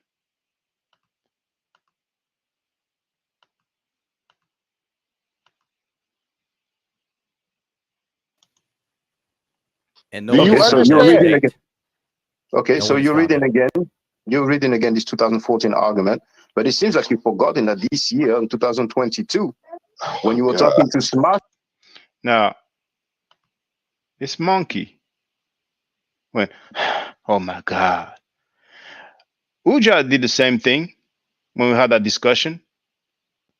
And later on, I did the same thing on purpose. Those guys are so condescending. Monkey Garfield did the same thing and asked him to repeat what he was saying. And he showed it was a female cat. And there's one time we said, oh, this guy is whining like a woman. I don't know who those guys think they are. But it's all good. It's online. But keep that same energy if we see each other. I like people who keep the same energy. You guys really got it twisted, man. Because somebody disagree with you, you want to be disrespectful. That's weird to me. That's just weird. If you don't want to talk, then just don't talk. When I try to get in, don't let me in. You know. But then if I'm trying to talk like some adult, like on some grown man tip, these onomatopoeia and sound effects, you know what I'm saying? You can keep them to yourself. That's just whack. You know. We have Amun Min Ra Sut Atum. You know. So let me continue. Come again? I just sighed because you Well, okay. So if you don't want to you talk don't about that, it's fine. understand. Well, Now, this part I missed it. I missed it. He said, I just sighed because you don't understand. I'm telling that monkey, that he's still talking about 2014 and I'm talking about 2022. Who has comprehension issues? Why do I label him a monkey? Listen for yourselves. Some people act like they haven't heard that. You know, Willie Lynch Wudja is acting like they haven't heard that. Batty Sean is acting like he didn't hear that. That other dude, you know, and all their groupies, they're all acting like the dude. Allah, and this is where I would disagree with Brother Shaka, is actually in the Egyptian text. Not signed here. The god Allah is an indigenous African god. Allah is in the Egyptian text. Allah is an indigenous African god. Hebrews, saying come from and who they are specifically, because based upon my research, these are African people. Hebrews are African people. Is he going to say, well, that's what I said, in 2010, maybe 2009? Is he going to own up to that? What about the Hebrew language? This is how we know that the Hebrews, first of all, you got to understand that Hebrew is an African language.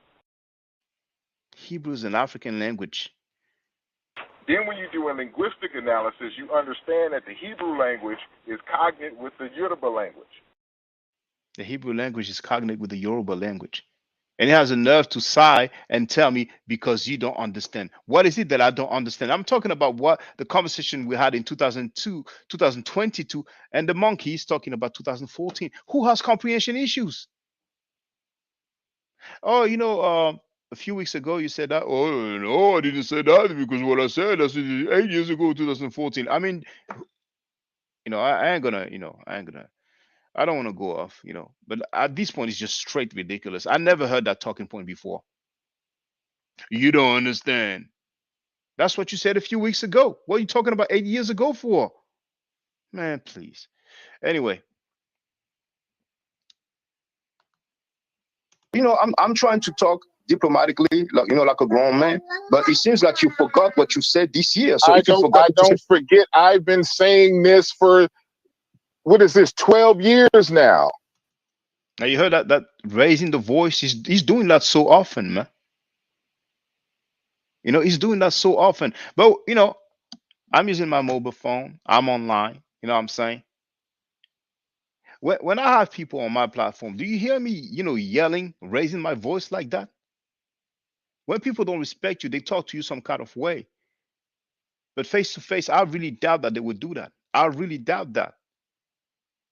Now, when Garfield came on about his fake degree or invisible degree with two different names in two different fields, he's obviously hiding something, talking about, I don't want people to know my name. I was using my middle name, something that just doesn't make sense. The dude is a public figure. He has released a book. So there's something very fishy there, He started with some ad hominem, and I told him, look, man, you don't know me like that, man. Just please leave it on the side. I don't know who gassed you up, guys, but calm, correct. I'm telling you, and the Asahimo fake dude, he stated that he grew up in some white neighborhoods, and maybe he said white suburbs. But if I make a mistake about that, they'll talk about half an hour to an hour about making using the wrong word. So it was either white neighborhood or white suburbs. That's what he said.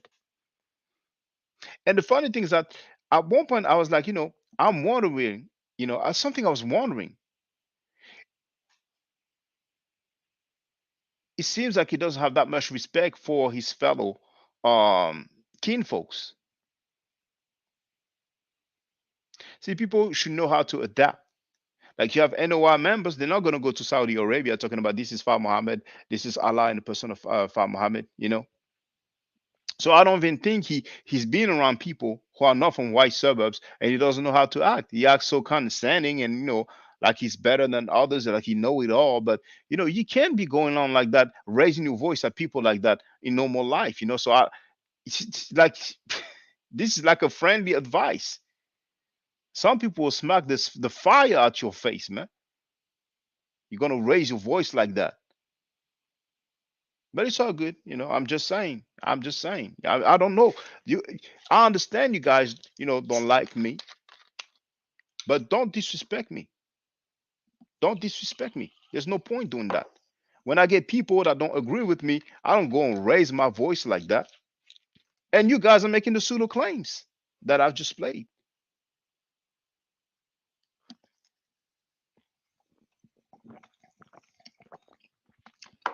I was on Garfield's platform one day or two after the discussion, a few days after the discussion on Smash Rockwell's platform.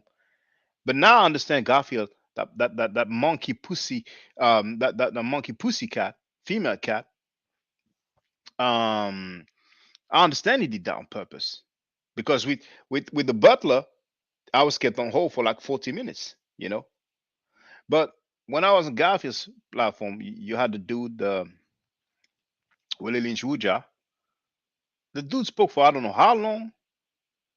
I was told I would be next. Then after he spoke, he said, "Oh no, I didn't finish. I have something else to say." I'm like, "It's my turn." And Garfield, you know, and I was ready to bounce, but I thought, you know what? Let me leave because they're gonna say, "Oh, he ran." That monkey Garfield did that on purpose. The dude is one of the lamest dude I ever heard in my life. His biggest achievement in life will be debating Jabari if that happens. Dude used to do credit repair, no longer doing credit repair. Talking about he has a bachelor's degree in history, and he want to act like he's exposing people. He's exposing Jabari and his organization, fellow Kemetic people. And the dude, the monkey, is in here talking about he had the bachelor's degree in history, and he told people, "Send me some money, and I'll show you my degree." The dude sent me about 4 emails to do a private chat to show me his degree. One of the lamest dude I ever heard in my life. Can't do jack by himself. And as we've seen, the butler is doing the slide for him. The butler is coaching him. I mean, that's just weird, man. Now you don't hear those guys talking about this invisible degree. You don't hear nobody asking Asar Wudja about his so-called historian credentials. All of this is swept under the rug. They're going to have the nerve to tell people you don't understand. That's crazy, man. Now, Willie Lynch Wudja, he's talking about the circus community. Then he says now it's a zombie community. I mean, Willie Lynch Wudja is a straight up cheerleading groupie for Asar Wudja. We have the dude on tape saying that he was a historian. What about that? What's up with that? But those guys are comfortable talking about those scholars, those PhDs are wrong. I've put up the clip about Mario Beatty. That's not his domain. He couldn't argue about the toponym Kemet. Diop was just wrong. But we have a dude fraudulently claiming to be a historian and an anthropological linguist. That's the world upside down. Anybody that rocks with those dudes, you are guilty by association. You see them being foul and fraudulent, and then you want to kick knowledge. Oh, this is what we need to do. Economics, blah, blah, blah. I mean, that's laughable for real, man. Just be selective. Why do you kiss their behinds like that? Because they talk, because they are articulate. So what are you going to tell your children and grandchildren? Well, I rock with him because he was articulate. I mean, what more do you need? This whole crew, the female cat Garfield fraudulently claiming to have a bachelor's degree in history. I mean, let's have a laugh. Let's have a laugh. So, but why is the Hebrew? NOI. I don't talk about the NOI, but I talk about the Black Hebrew Israelites because, all right, my mom is a history teacher. Okay. I love history. I have a bachelor's degree in history. Okay. So history is nothing new to me. That's what I do. Now, I'm not a scholar, but I'm the closest thing the conscious community might have as far as a scholar when it comes to history and the Bible. One thing Smash said, you know, after Shaka had left. He said, Reggie, now you know. No, that's not the one I wanted. I thought I had it there.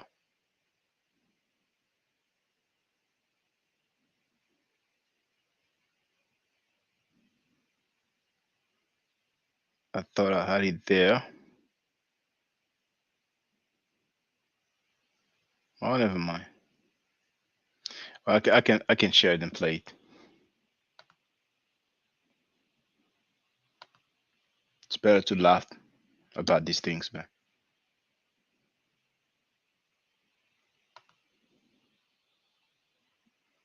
Gonna skip the advert. The whole crew is pseudo, man. Everybody's fishy in their crew.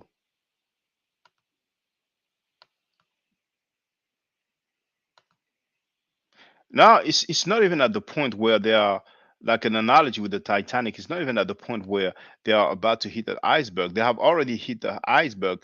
The boat is sinking, but they're acting like it is not. And we'll see where it gets them.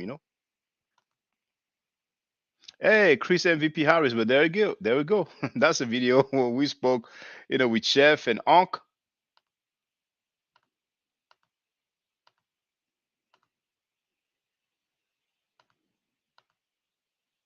I getting out the shower.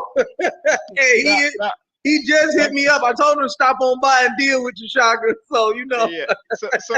So with Photoshop, people can do wonders. But Hey, now, Garfield hey, Garfield gonna come by and deal with this man. now, it looks like Garfield has the first ever transformer degree. I gonna get you, boy. He gonna get Like, you, Shaka. one side is one degree. Spreading the American And dream. the other side is another degree with another field.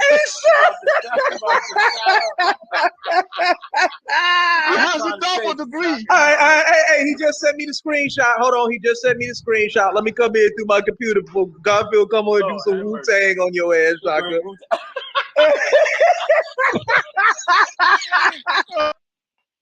Send me some money and I'll show you my degree. Man. Now, let me play the rest where I bounce. Where is it? There it is. All right. Well, let's deal with 2022, the updated claim. You told Smash, Okay, and in I was 12 years okay. includes You don't want me to say 2022. it, right? No, you obviously you don't want me to say it, and that's fine. If you don't want me to, I'm fine with No, that. go ahead and speak. All right. Do you remember saying? And I have you on tape. My recent videos, I have you on tape. You said I'm paraphrasing, but you said you cannot put up this word "cam" with the color determinative. You even mentioned the D3 glyph. You said you would never ever fight, and you said if you put it up, that would end the argument. Do you remember saying that? That doesn't even make any sense in terms of you even trying to summarize Okay, what fine. I said. I tried. Listen, I tried. hold on. Listen, I tried. listen. No, it's your number Listen. one reply. It doesn't make sense. Hold I on. tried. I leave you to it. Thank you very much for hearing me. Have a good day, both of you. Bye bye. Which he does all the time.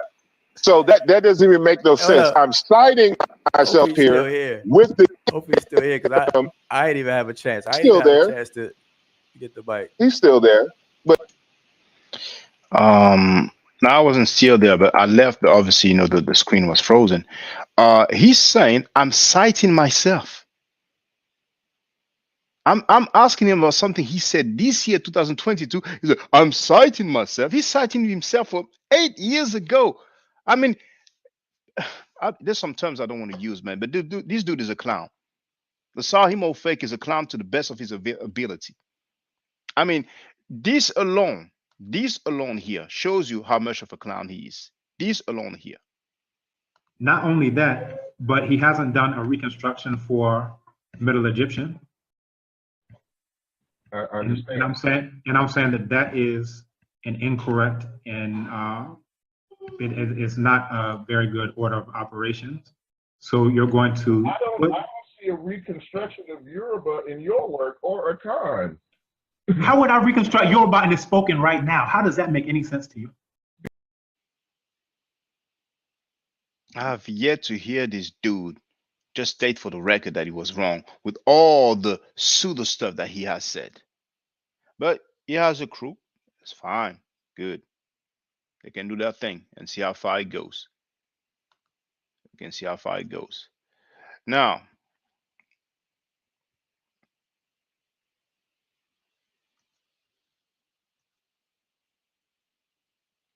I think we've heard the dude say that he ain't even had a chance. I ain't even have a chance. I ain't Still even have a there. chance to get the mic.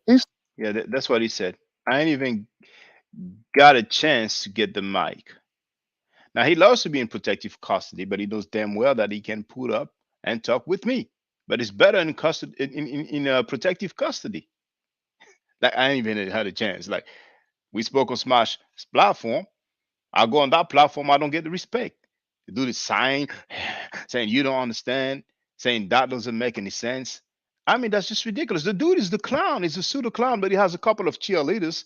But I'm telling you, all the others, you are guilty by association. When that sink, when that boat will sink, like in the movie, like in the movie, you know, with OG Bobby Johnson, don't try to suck your way back in once the Aryan punk you in the AWS. For real. You are normalizing being pseudo because you are cool, you are friends. That's just ridiculous, man. Allah is an indigenous African god. I didn't see any reconstruction of Yoruba or Aka in your work. And you clapping like cheerleaders, shaking your behind like dumb suckers. So ridiculous. And you want to act condescending and give more lessons? The only thing nice with you guys is the beats. That's the only thing nice that I heard coming from these clowns, this bunch of clowns. Nothing but clowns. Allah is in Egyptian text. Even when I brought that up, well, you need to read my text. We would have said. Please. Anyway, now He's still there. But listen to what I'm saying. Listen to what he said. He said that I said that you can't find the word Kim. you heard Ujao laughing like a monkey. You heard him laughing like a monkey. That's all he does. Laughing like a monkey. That's all he does. He's not putting up, but he's laughing like a monkey. The dude made a great demonstration using Budge talking about, there we go, Nehisiu, Negroes, so it means black. I mean, I dealt with that. But he's laughing like a damn monkey. That's all he knows how to do. Now, Hotep Senu Hena Senut, you forgot the Ain, but it's fine. Dua Sen Ishaka, Hotep Uja Hena Seneb to the chat. I would say you don't need to put a henna, but obviously there's an ayin missing. And when you want to put Wudja with the MDC, the D needs to be capital D, But it's good so far, I'm just, correcting, not trying to be condescending or arrogant. I'm just trying to, make sure that you are accurate. That's all, But I'm glad that you're here, brother. So anyway, let's continue. With the hair determinative. Heard him? Come back, Shaka. When you heard your guru talking about that don't make any sense, you were not like, okay, let's be diplomatic. You didn't say Jack. And now you like, come back. Who do you think I am? No self-control, no discipline, no respect. I'm out. I'll let you laugh like monkeys with your memes and putting up pictures and enlarging it. We've seen what they said about Reggie. Reggie is stupid, and he is the what was the word that was used? I have the video up anyway.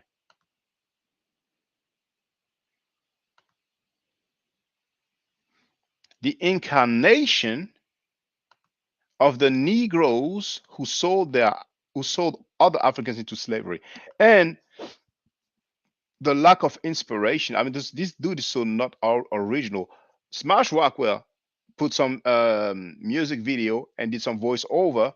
Next thing the dude does, he put up some YouTube music video as well. Garfield told Sekou You're one of the worst black men I ever met. You're the kind who have sold me to slavery. And what did this? What does this clown Asar Imofeg says about Reggie? So I mean, those guys, you can tell that I'm not going to say they sleep together, but they are very close. It's a team. It's a crew of pseudos, liars, plagiarizer. What about the plagiarizing? But it's okay. I mean, that stuff. It's only in the so-called conscious community. Any other community, any other ethnic group, these things will not fly at all.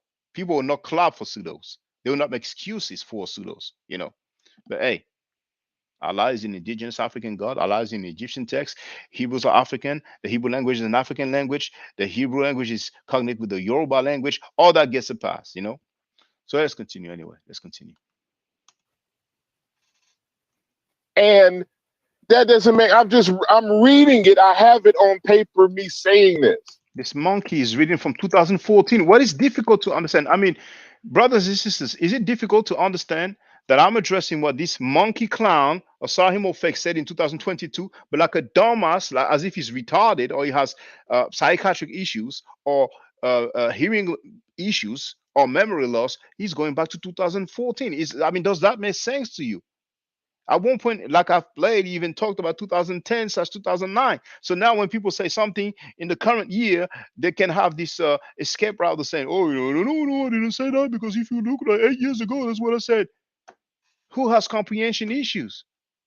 And we have a bunch of monkeys and clowns. And they're the one who's been running the show, but it's coming to an end. The transition is difficult. For 10 years, he was gassed up. People would respect him and appreciate him because he's talking about stuff that people didn't know about. People took the time to look up what he was talking about. Plus, we have professionals in the field. I can give two names, Dr. Obadele Campbell and Dr. Sandro Caposhishi. You know what I'm saying? They've obviously let us know that their claims are bogus, and now they're mad. How many PhDs have they disrespected? The dude doesn't even have a toilet paper in linguistics, and he has a nerve to criticize and disrespect people who have PhDs in linguistics. I mean, that's crazy. Any other community that would not fly. But it's okay. It's okay. Let's continue. And so it's not that you can't find Kim with no hair glyph. You can't find the nation, the word for Egypt. What the heck is he talking about? Did you hear what I played this year? Did we talk about the nation? I don't even need to play it back. I don't need to play it back. I don't want to be too long with this. With the hair determinative. There's a difference. Please. And see, this is what I mean by people can't comprehend and want to argue. People can't comprehend. We went over it for 3 hours on Smash Rockwell's live stream. Oh, these are not black. They're reddish. Look at their hair. Their hair is black. Their body's not black. Willie Lynch Wudja, number one yes man, number one groupie cheerleader, said that even Cam meaning black is a hypothesis, and here's the monkey clown Asahim Ofek acting like, well, in 2014 this is what I said. When Uja said this is a hypothesis, didn't run his mouth.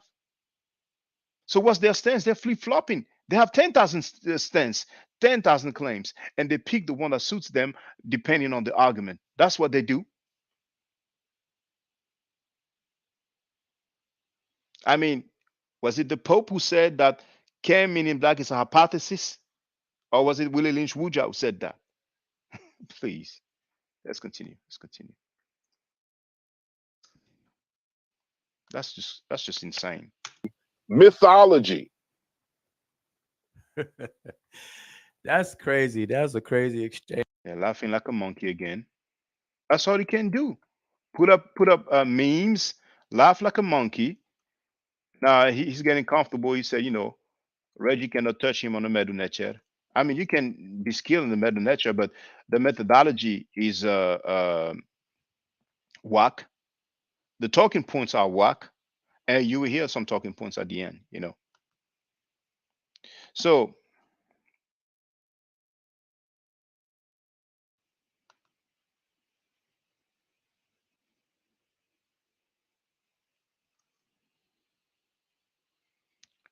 Do I have the right timestamp here? No, let's continue. Age, because see this. Okay, listen. I want everybody to pay attention to what just happened, right? And this speaks to what I always talk about. This so-called conscious community that I've been calling the circus community for the longest time, that now I'm starting to call a zombie community. It is a community of adversarial tension. Like everybody's uptight and everybody wants to fuss and fight. So much. How condescending! Like he's the grown man, and everybody's want to fuss and fight. I mean, it's okay. Their boat is sinking. You know what I'm saying? They're like, what, five, something like that. They're dissing, so many scholars and PhDs, mainly blacks. You know what I'm saying? But it's all good. Um, all the names that he's dropping. I mean, the dude said, "I have relationship with people from TLA." How many scholars do you see with their books? How many scholars have you seen validating their books? Name dropping. It's all good. Are their books peer reviewed? Any linguists that agree with their claims? The dude writes books and he's citing himself so often. If we make the analogy with the Bible, where people say, well, the Bible is true because he says so, so, so. That guy is just writing a book and he's quoting himself. See your Simon Fake 2008, 2009, 2010. Now, Smash says fussing about fussing. What's up to you, chef? So let's continue. So that the brother just came on the panel, and instead of understanding the claim, instead of understanding the claim, dumb retarded sucker. I'm talking about 2022. You dumb bastards are talking about 2014. And he's like, instead of understanding the claim, that's ridiculous. But I'm done with you little homies. You little homies don't have any level. You are, I mean, you're just amateurs at best, making weird claims, what claims. That ridiculous clown is talking right now. You could just go on the link that I've shared on Smash Rockwell for 3 hours. He's sounding like a damn um um like he was high on drugs, making arguments as he went along, and it was really embarrassing. And he could have stopped it. I gave him many opportunities to stop claiming some stuff that he doesn't know about, and it took him 3 hours. And there's one thing that I forgot to say earlier with what I played. He said, "Oh, he did not put up a source." When Smash Rockwell told Osai Mo Fake, it ain't a title, you made that up. Uja didn't put no source, and you ain't put no source either. You can go back and listen.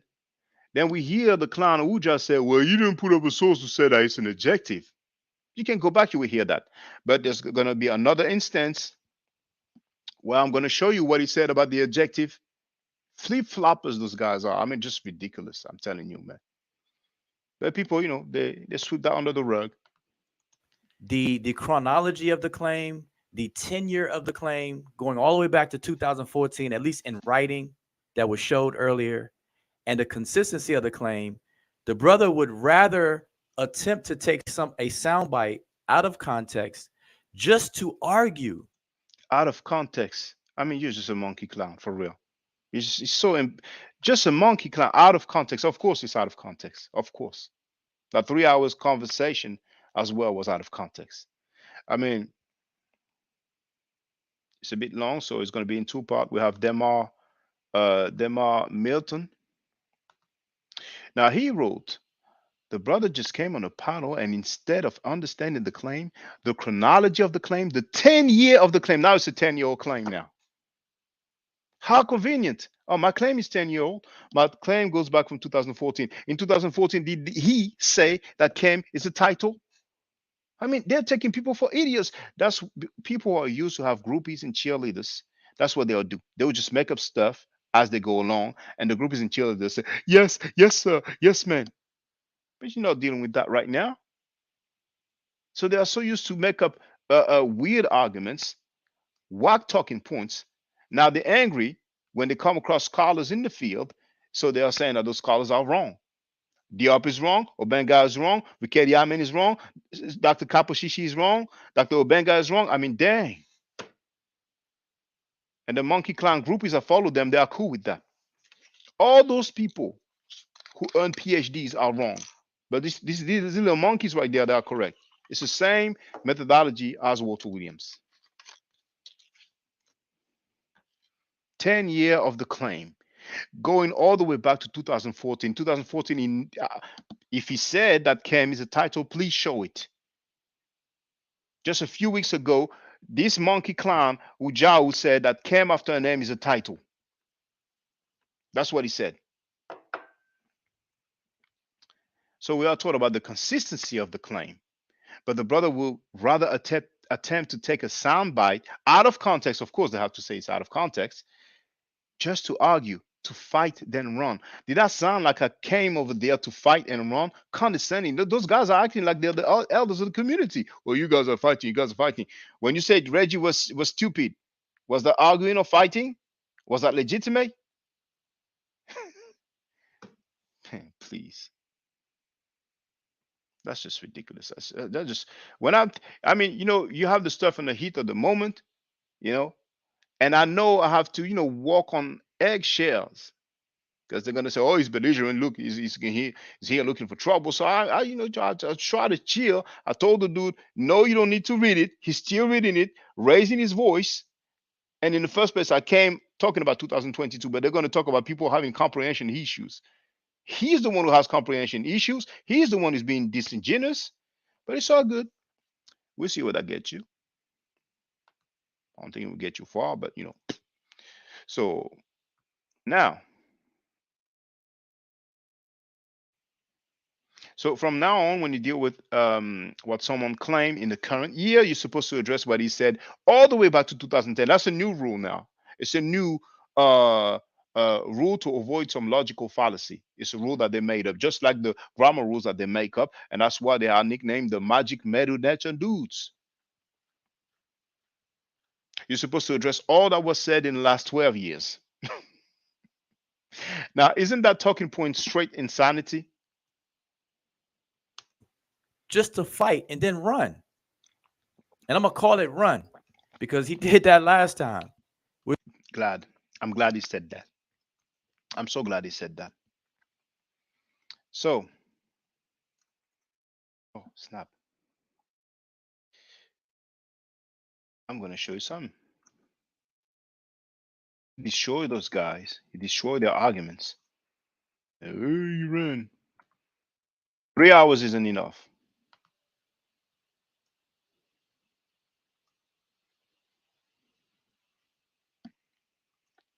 Three hours isn't enough.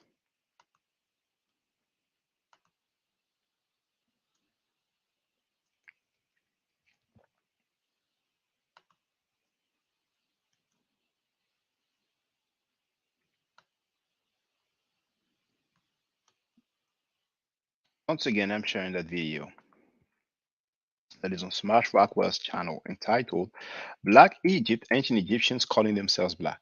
All right? You have the link. Now,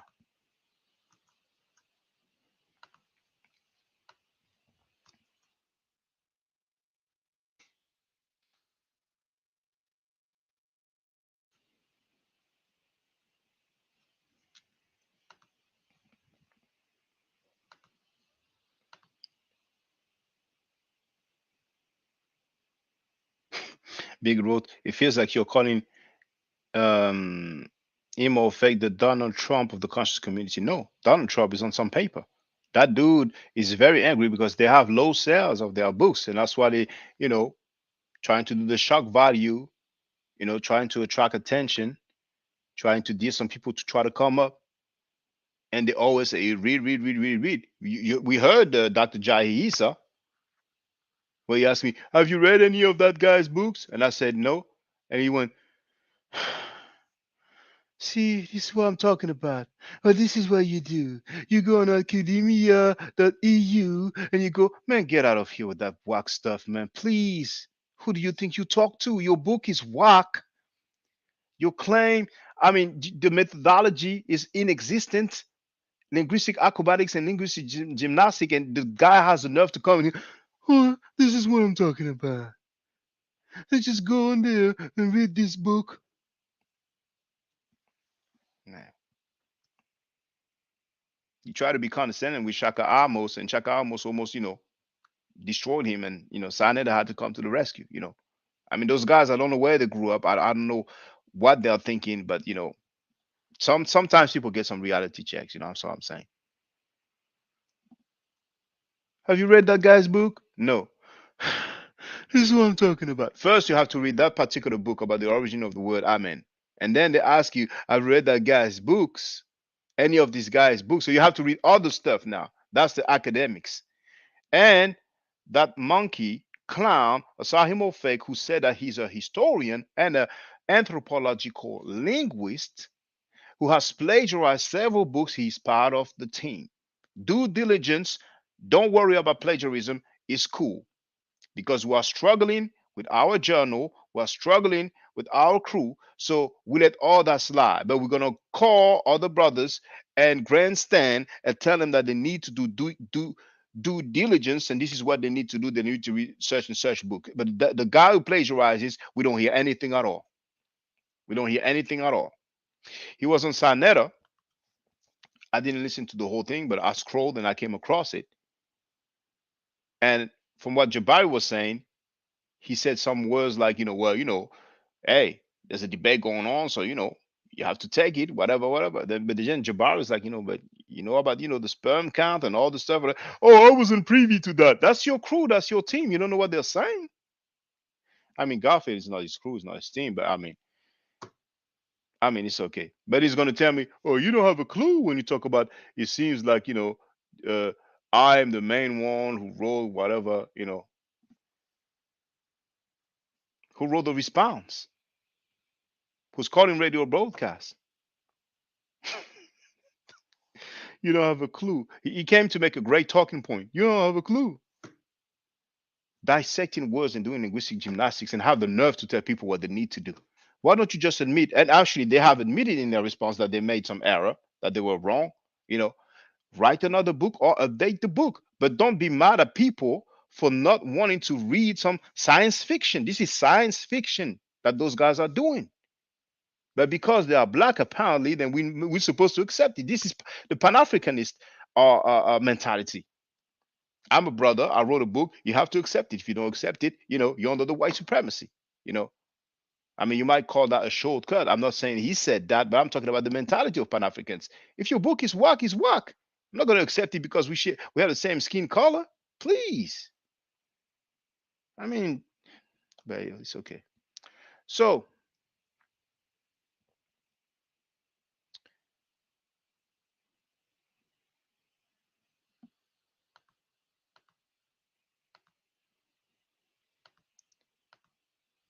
that's a live stream. Let's say the video. It was a live stream. You see how long it was? 6 hours, 28 minutes. Okay.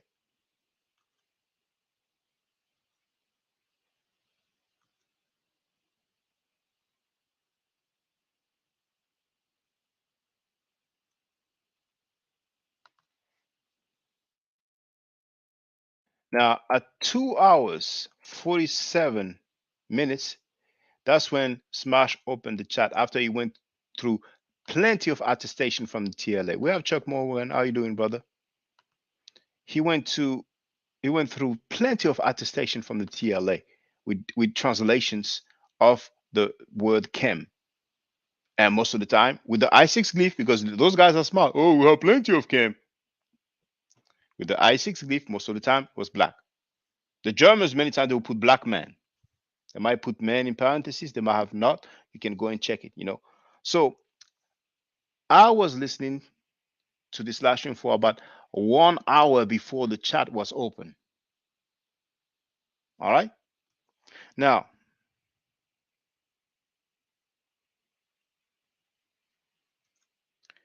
here. We got the biggest, the baddest meta corrector. That's when Wudja came on. Timestamp 2 hours, 47 minutes. I came on 3 minutes later.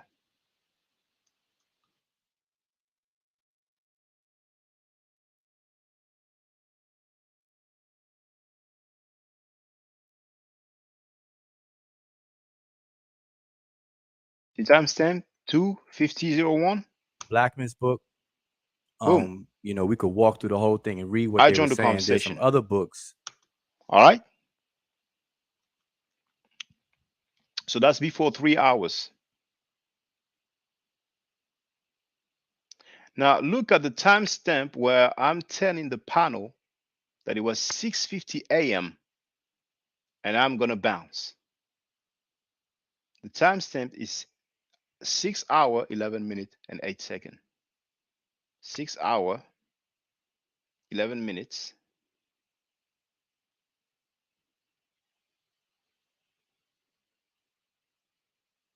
and 8 seconds. See, you think you did, but Well, you didn't. I'm sorry. saying you didn't. I'm I'm sorry, saying you brothers. didn't. So let me explain. I'm sorry, brothers. My apologies. As you know, I'm in France. It is 6:50 a.m. It's going to be 7 a.m. And I want to thank you for letting me speak on the panel. That was the first time I spoke to Wudja. It wasn't the first time I spoke to Asar Hotep. The funny thing is that Okay. So, like I told you, it's very simple. I got on the panel and it was timestamp 2 hours and 50 minutes. All right. So 3 hours later, actually 3 hours and 20 minutes later, I'm telling people it's 6:50 a.m. I'm about to go. I've been on the live stream for 3 hours. Actually, I've been listening for 4 hours, but I participated in the panel for 3 hours.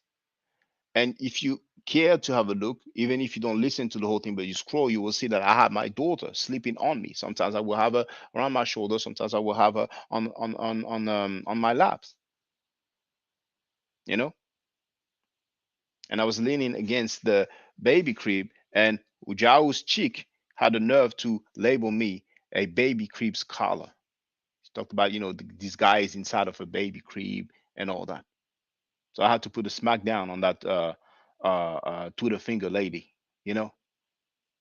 Very disrespectful.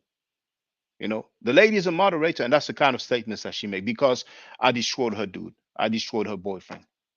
You know what I'm saying? Anyway, so I'm in there for 3 hours, and then Simon is gonna say, "Oh, that doesn't make any sense."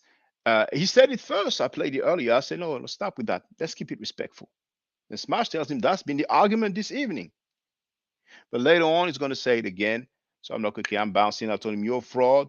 You've been lying. You're not a linguist. I'm out." And what did they say? Oh, he ran. 6:50 a.m. I'm telling them I'm about to go. So at 7 a.m., I had my daughter for 3 hours. You know what I'm saying? I cannot be comfortable. She cannot sleep comfortably. Aren't we dealing with some monkey ass? I'm sorry for the AWS. Aren't we dealing with some monkey clowns? 3 hours is not enough. Basically, I have to go when they feel like I'm supposed to go. Okay, now you can't go now. That's just ridiculous. But it's another talking point. It's another talking point. So that's why he said he done that before. Monkey, why don't you come here?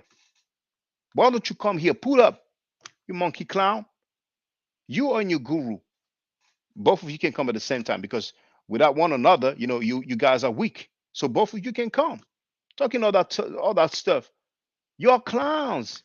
You know, you're stubborn as heck. The scholars, the PhDs tell you that you have the wrong methodology. So what you diss them. Okay, do your thing. All right.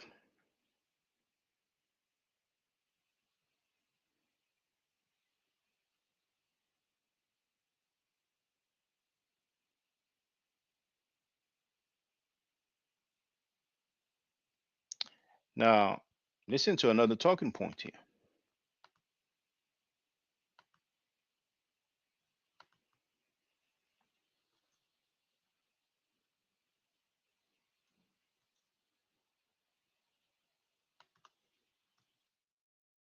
to that talking point. No, I haven't shared it yet. Yes, I have. Okay, listen to that talking point here. Everybody's sparking up their YouTube channels, and I know that brother Shaka and Dougal Kemet. He used to have a website. He probably still does. I'm not sure, but he Hold on. recently, He's probably starting a live right now. yeah, But go ahead. probably so. But I'm saying that he's trying to build up his YouTube channel. That's what people do, and it's like, So no, I wasn't doing a live stream right now. I called before I was about to go to the gym. I went to the gym, had a very nice training session. I was very happy. I ran for half an hour. I was happy. So um this guy said I'm building my YouTube channel. Now, numbers don't lie. That's what people say. So this is another talking point. So what am I gonna do? Very simple. That's my YouTube channel. You see what it says here? 20.2K subscribers, 20,200 subscribers. And it's not to brag, it's just because he's saying that I'm building my YouTube channel, implying that, I'm going on their platform in that for that purpose. I knew going there, it might go left, it might go south, might go sour. And if I go for whatever reason, they will say, I knew that before I went. But I'm like, let's try. Who knows? We might get to have a normal conversation. It is what it is. So 20,200 subscribers. All right. Channel, November 2016. Now, my main video, as I usually say, is that one. See, those ones are, martial arts. I used to practice, and I used to go and attend and film. But this is the one, Kemet and Ma'al before Judaism, Christianity, and Islam. 393,000 views. All right. Now, if we go on their platform,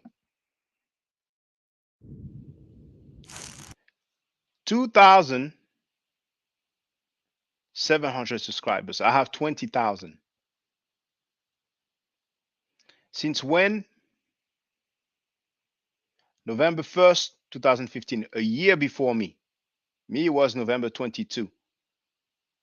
So their channel was there a year before mine. They have 2,000 subscribers. I have 20,000. Now, what's their most popular video sort by most popular? 13K. Mine has 390,000. So I'm just saying, please don't go there. It's embarrassing to go there and we can see the numbers. And I lost my channel in 2016 because of some flagging campaigns from some Pan-Africans who defend rapists and pedophiles, but that's another story. I had 9,000 subscribers when I lost it. And the video, Kemet Art, which is really Introduction to Kemet, that was the title then. I've changed it, but it still says Introduction to Kemet at the beginning. If I'm not mistaken, it had 300,000 views when I lost my channel. So please, little homie, please don't go there. I definitely don't need your platform to build up my YouTube channel. I'm just saying. All right. Now,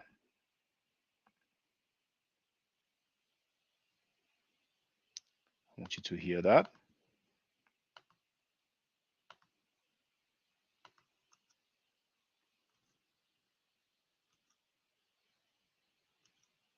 people got to learn through adversarialism instead of just coming like people are cut from a different cloth. They got to fight you to learn because their ego won't allow them to just learn because in their minds it's like sunning them. It's like, oh, I can't learn from this brother because I'm an equal, and if I learn from him, I'm gonna be less than. Instead of everybody just walk together and work together and walk together, and that's what it's that's. When you say that Reggie was stupid, is that working together? I mean, those guys just don't make no sense. They are not consistent at all. And once again, arguing, fighting, fight. Did anybody hear me arguing? If you don't agree with those guys, they will say that you are arguing, that you are making phantom arguments, and that you don't understand. It's not going to lead them anywhere. You know, when they both went on Smash Rockers platform, were they arguing? Did anybody say that they were arguing and fighting? Now,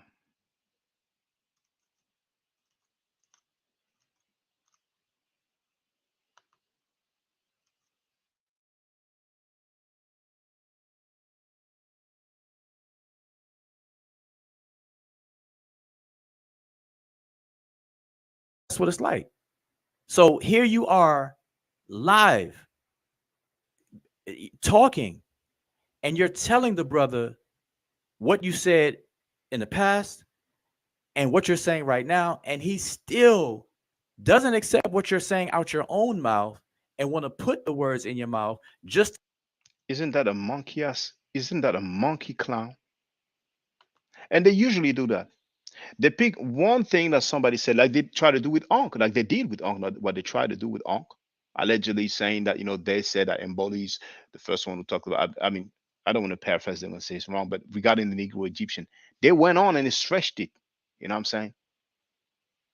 Putting words in whose mouth? I played the tape. He's on tape. He's on record in the court of law that fits. I ain't like the butler. I ain't talking about suing anybody or taking anybody to court. So how ridiculous that is. We have the dude on tape this year, but what does these two monkey clowns do? Oh, in 2014, that's what we wrote. That's just ridiculous. But it's all good. It's all good. Now, it's not going to be too long now.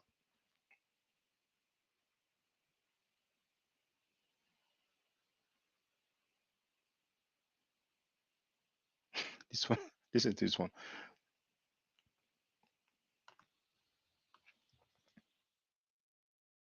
Listen to this. that was it. And that's crazy. So nah, Shaka, come back. I dare you. I think he's done his part. It's almost like, when you get tasked to do something. So I think he was tasked to go to come on this panel and and argue a bit, but he wasn't feeling it, so he just came and did his part. And I'm like, I did my part. I'm out. So I don't mind his girlfriend, taking up for him. It's normal.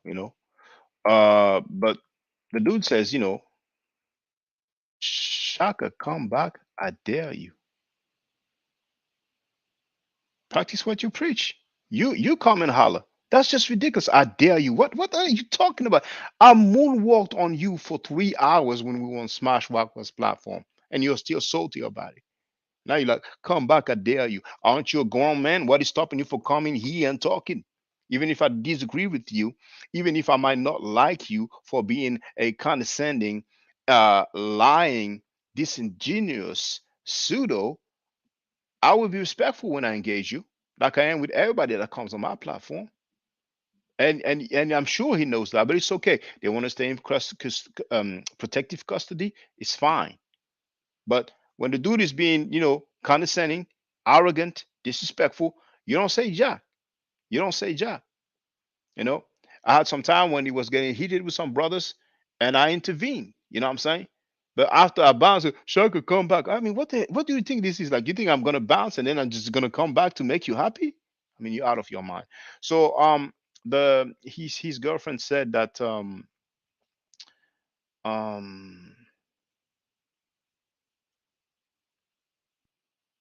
she has the right to think what she wants. She has the right to think what she wants. But if she's honestly think that I was tasked to go on their platform, then it's just sad. Okay. So now we're gonna move forward, and we're gonna hear probably one of the most interesting thing that was said during their live stream. Their live stream. I'm sure many of you heard them saying over and over again, particularly Asahimo Fake, the anthropological linguist, and historian. I'm sure you've heard him saying, read the text, they don't read the text, they don't read the text. They don't know what the argument is. They don't read the text. Because he wants people to buy the books. The science fiction book, which I haven't heard it being peer reviewed, Listen to this.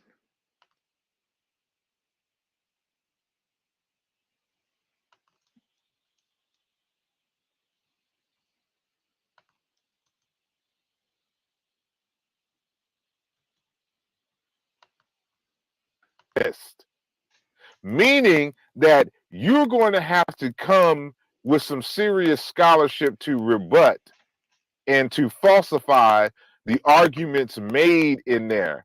And we didn't even really, matter of fact, I didn't even really make any arguments in the text about Kemet other than laying down our ultimate meaning for it. I didn't make the argument for the word Kemet and showing how I came to the conclusion. But we put enough there where. Now, this is a sorry more fake.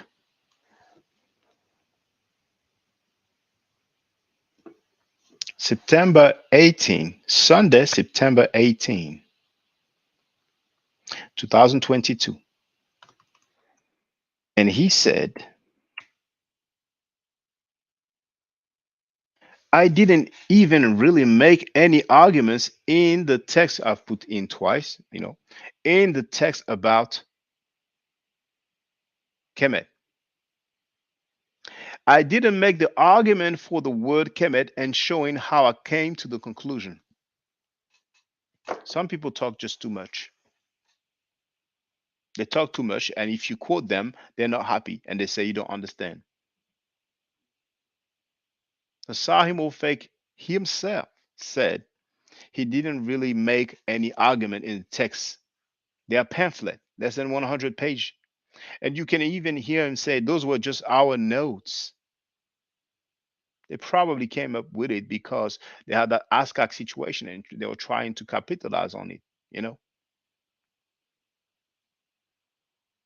The dude said he didn't make any argument.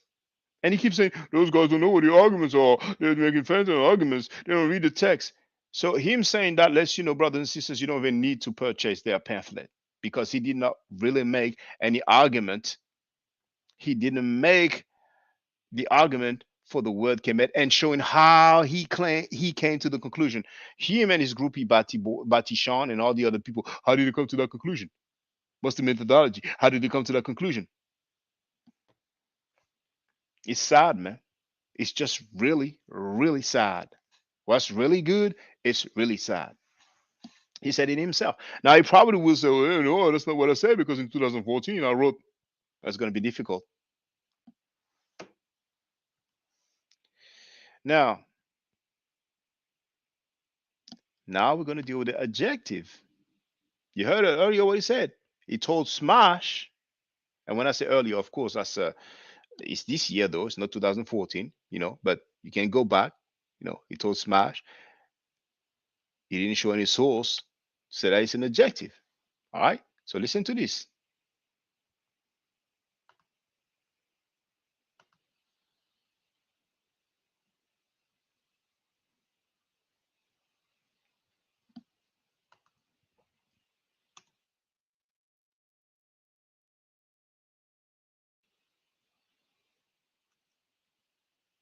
It's playing. Okay, it's loading. Probably some internet connection. That's just gonna be a few seconds, I guess, because I have good network here.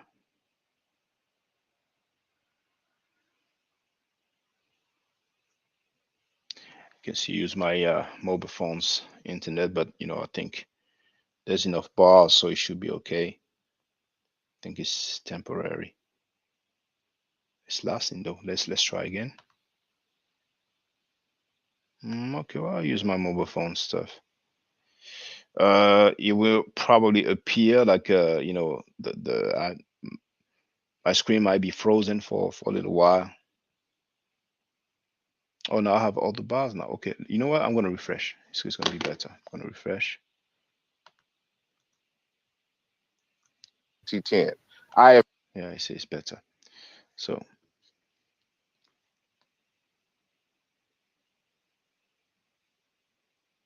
sometimes the lamest people are the one who act the most thorough, man. So to summarize, the issue on this topic of the word Kemet, it's not just the word Kim, the adjective meaning black, or its feminine form of it, the same word, Kemet, meaning black. This Now that's funny. Some of you need the visual, and I think Smash gonna like that one.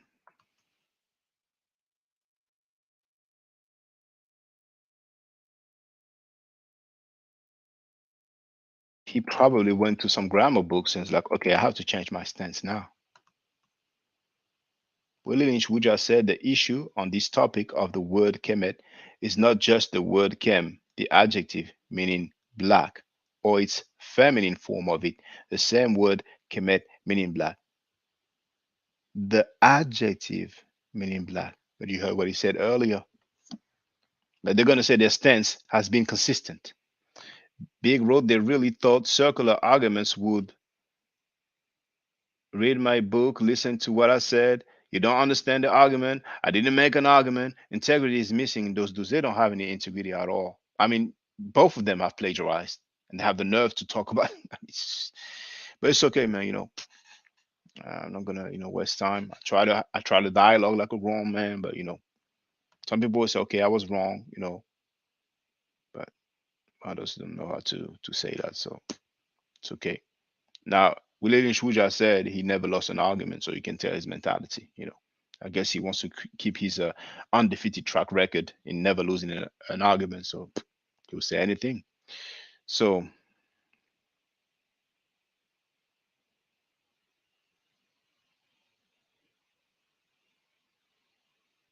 but just as a reminder, regarding the adjective,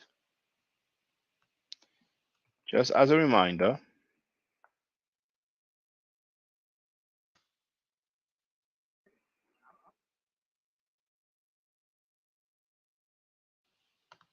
I'm going back to that video that I have shared previously. Black Egypt, ancient Egyptians calling themselves black on Smash Rockwell's YouTube channel.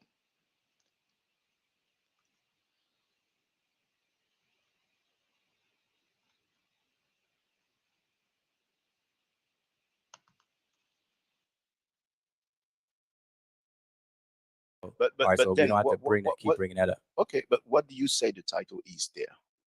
I'm saying it has something. It doesn't. I can tell you what it doesn't have. Doesn't have to do with its appearance. It has something to do with the designation of things dealing with cattle, bulls, or whatever the case is in this particular In time other words, frame. you don't know what the title is, right? Just like you don't know if it's an adjective. Just like you don't know if it's an adjective. It was a few weeks back. But he's probably gonna say I'm misquoting him. I'm taking it out of context, Now there's some other part on the same video.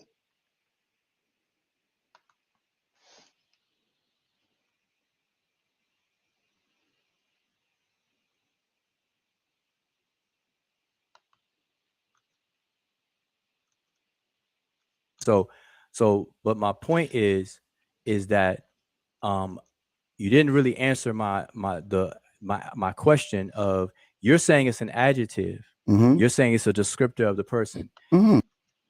He's telling Smash, you're saying it's an adjective, but he's gonna say I'm misquoting him. I'm taking it out of context.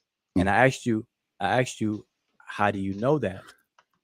I asked you, how do you know that? And there's not told enough you the information. answer to that. All right, if I ain't told you the answer, let me tell you right now, okay? Okay, right, sure. Is that fair? Yep, go ahead. Great. Yep.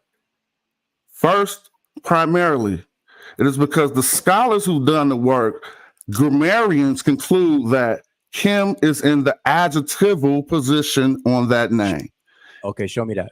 I just showed you that J.P. Allen, but since you want to do circles to act like you up ahead, I'm gonna show you again so the people can see. Hold on. Listen. You just said, "Hold up, show me that." Now you're gonna stop me from showing you that? No, because you instead of just showing me, you're showing me while complaining. So I have James P. Allen, so I could do it myself. I don't want to disrupt you. You said, "Show me that." Yeah, or you could just tell me. But you know it's there. You got J.P. Allen. You know it's there. But so the sense of delay in the argument, you want me to show you it again? No. Okay, I tell you what, I'll do one better. I'll share the screen, right? And this is what you showed when he's talking about the aesthetics of the glyphs, how tall, narrow glyphs and stuff, where he mentions Henanite the Black, right? Everybody can see that on the screen? Mm-hmm. I'm sharing my screen. Can you see that? Mm-hmm. Yes, we can. Okay, so show me here where James P. Allen said that it's in the adjectival. No, when you read, you got to go to his section on adjectives. And so this is the reason why he showed. Let me show you. Let me answer. Can I answer? The reason why he's translating it, Henanite the Black, is because it is an adjective. What are you trying to do? What does Henanite the Black mean to you?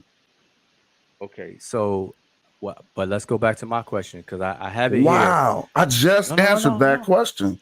No, you didn't.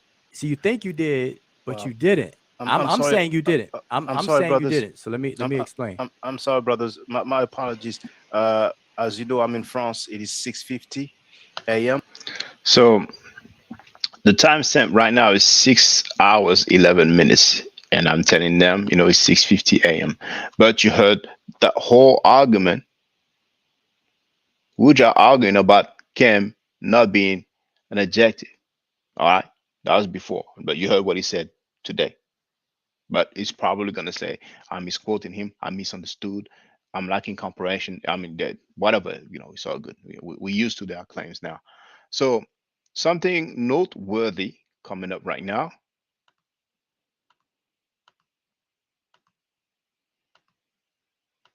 We have 23 people. Now,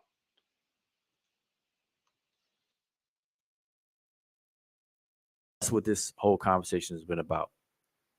And what we do know about the word is that it was not a word that was coined because of anybody's skin color. So the attachment of the word Kemet as the name of the kingdom with skin color is in error. And a lot of people use that and have bought into that, and it's hard to let go. Kemet was not named Kemet because of anybody's skin color. That's the main argument.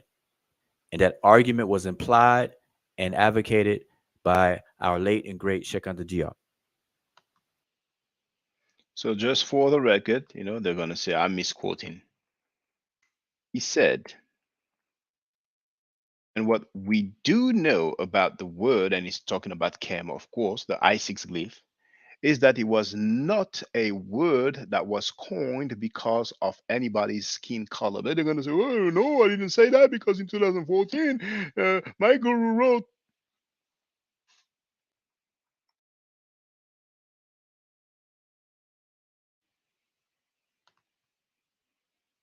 They'll tell you, yes, it means black, but this is what black is to them, a title, something else, nothing to do with the skin color. You need to understand, brothers and sisters, they are flip-flopping and buck dancing around the issue, being very disingenuous. Now,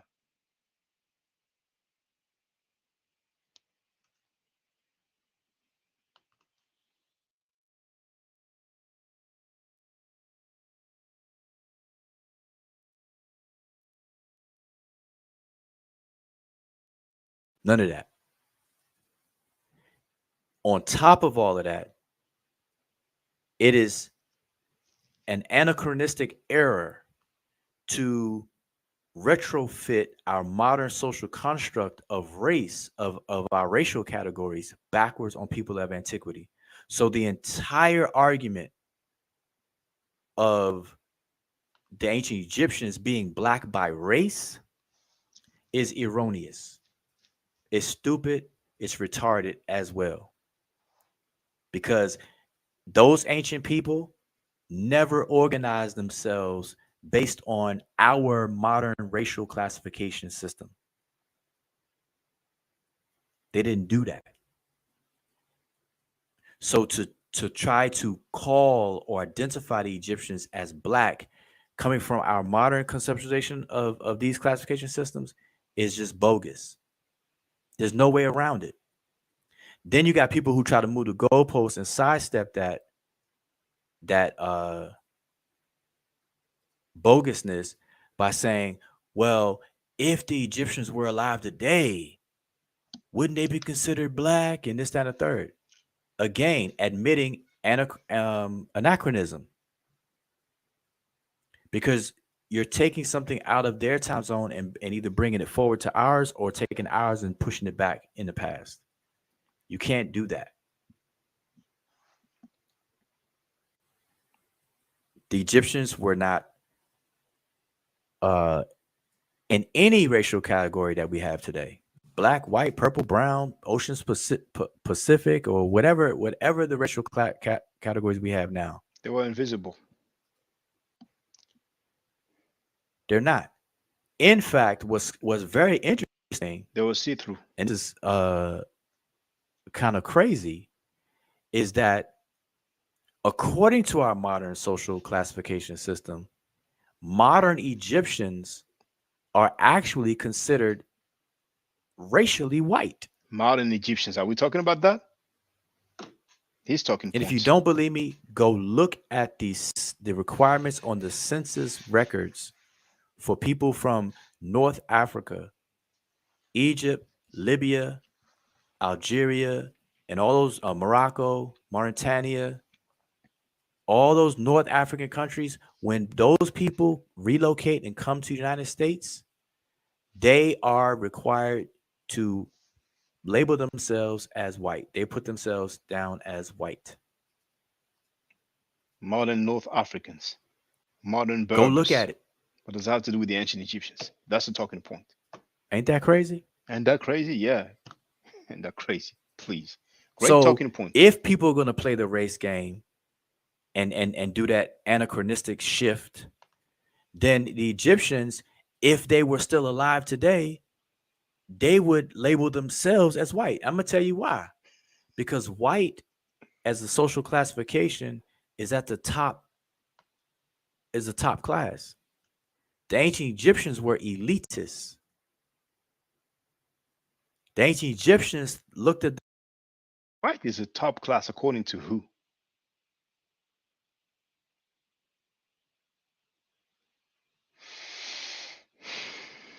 Maybe it's beyond that Nubian's teaching, there might be some sort of supremacy going on there, but I ain't gonna make no allegations. But white is a top class according to who?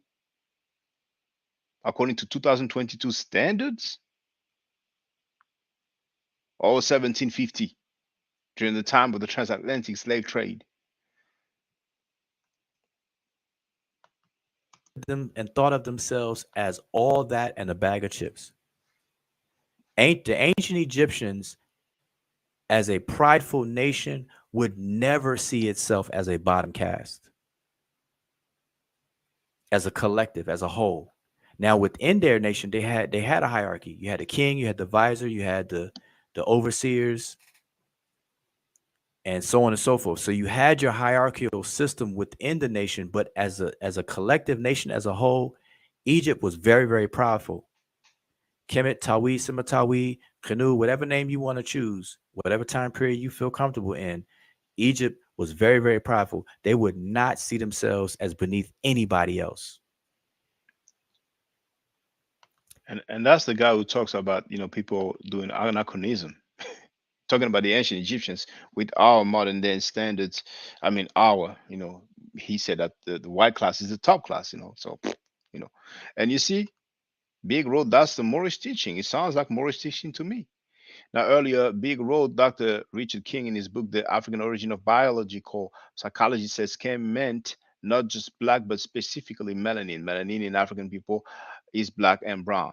Now we have entered the crisis world. Modern Egyptians, among the other nations you just mentioned, are not white, and even if they do, they are incorrect. Well, we know what we mean by white. If you want to say they're not white, like the color of the paint white, but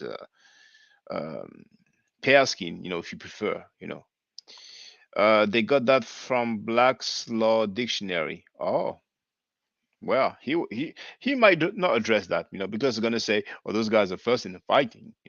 We should all have come together. At one point, it's like, he was reading somebody's message in the chat that said, "Why don't you guys all get together?" And it's like, "Yeah, we'd like us to get together. That would advance the stuff." But Osari Mofek said, "No, no, I don't want people like Reggie on my team."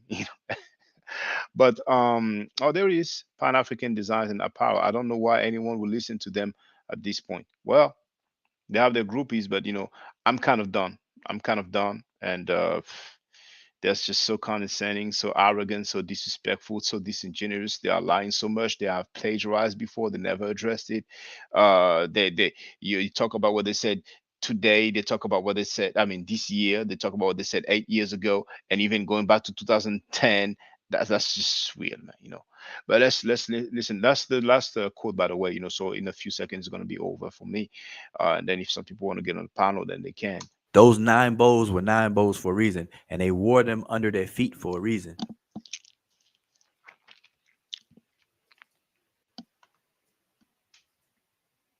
So anyway, I'm saying, so they would never voluntarily classify themselves as the bottom caste, which is what Black represents. But that's a whole. He's gonna say I didn't say that.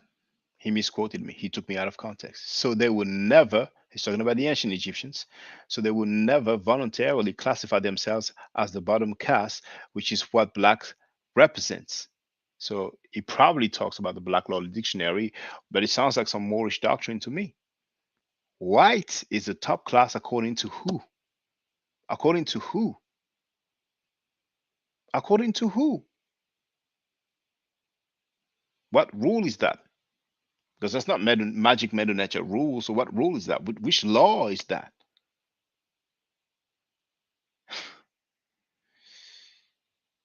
The ancient Egyptians would never voluntarily classify themselves as the bottom caste, which is what Black represents. There's a caste system in America? Is there a caste system in America?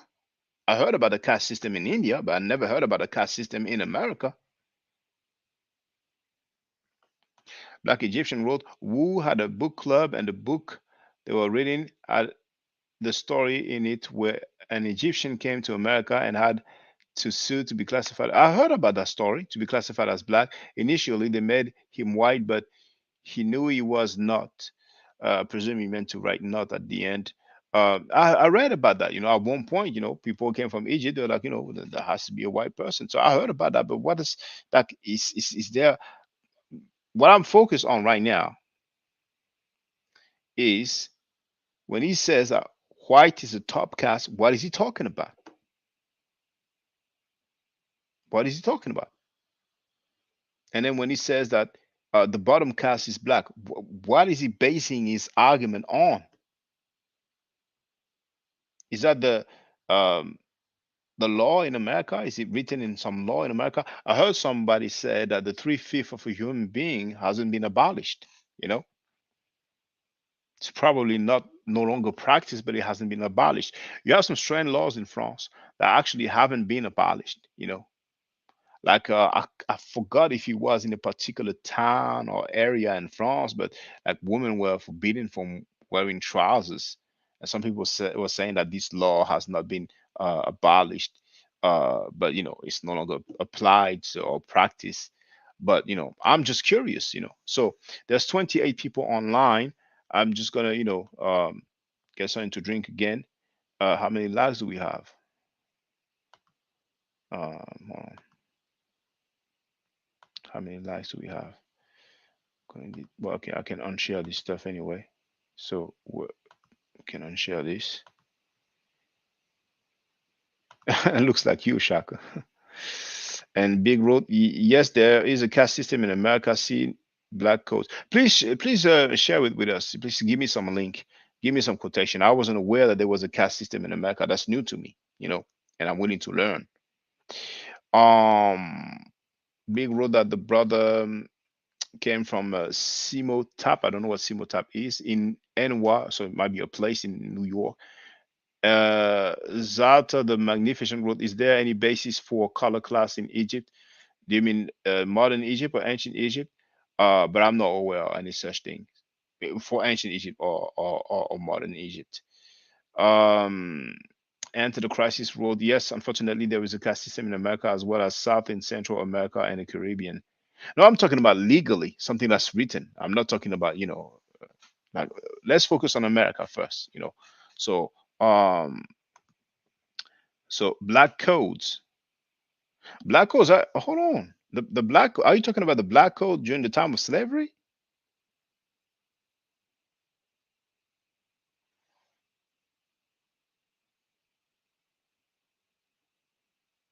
There's a Netflix documentary called 13 speaking about the caste system. Okay. Does anybody know about any caste system in America? And if you do, then please share with me. I'm just gonna get something to drink. I'll be back. I think I'm gonna play a little some while I'm away for a short while. You know what I'm saying? Not everybody has to be comedic. It's a matter of choice. Hey, I want to jump in right here. Yeah, feel free, brother. Okay, I want to jump in and just say something about you, Shaka, that I noticed, and I'm quite sure everybody else noticed it too. The way that they kind of bounce off of you. That's a good way to put it. Almost kind of shy away. Want to keep you quiet to a certain degree, especially after you told me about, well, not just me, all of us, of listening to you, how maybe they had you in the back, waiting for 40 minutes before you can make a comment, putting you off certain people's stages where they have their show, putting you off 2 and 3 times. I heard that said. That tells me something about an individual, and that'll make me take notice of them anyway and examine them to see what is it about them that they don't want to be bothered with. There's some stuff went on last night on Smash Show, and it's a dude called Waza. I'm quite sure they know him better than me, but Waza, he's kind of a comical fella, and but he got some smarts to him, but he don't know when to make his comment and then step back and wait, and just listen some for a while. He wants to get in there and just rough and tough it out and don't want to listen to somebody else. And that I'm not saying you that way now, but I was just looking at Waza last night, and they had to put him in the back or just put him off the show or whatever, because he just kept jumping in there too much, and people would be trying to talk and he just interject and walk all on people and just get in the conversation and maybe even be talking about something else instead of what the subject was. But back to you, Shaka. You're similar to Waza to a certain degree, and I think we all have to have some aggressiveness to us. We have to be aggressive when the time is right. Don't get me wrong, but it's time. At certain times, we have to be humble and we have to stand back and listen. And like I do, and I've always been that way. When you see somebody quiet, this is something I learned over the years. When you see them quiet, they either just out the loop completely, or they are a type of individual trying to see what's going on.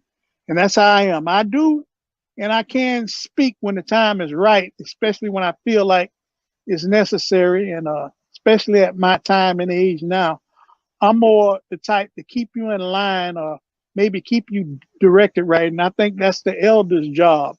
Of course, the elders should have more intelligent and just more knowledge on things than the youngsters coming up, because I used to have them tell me back in the day, man, where you going already? And I'm been there. I used to think about that until I figured it out. And these elders, they've been through stuff that you're getting ready to go through. And I don't know about all of the knowledge that you got, Shaka, but you ain't just talking to talk. You talking something that makes sense if it's talking about a subject or an individual that might be, like you say, buck dancing or, backing up, uh, trying to two-step or sidestep or however anybody that understands this want to see it. You'll bring it right out to light, and that's a good thing, especially when you teaching the people wrong and you're not bringing them the truth. All this, dancing around in circles and stuff. You can't get a hold and a grip on things when you got people doing that. And when it's somebody doing that, you have to,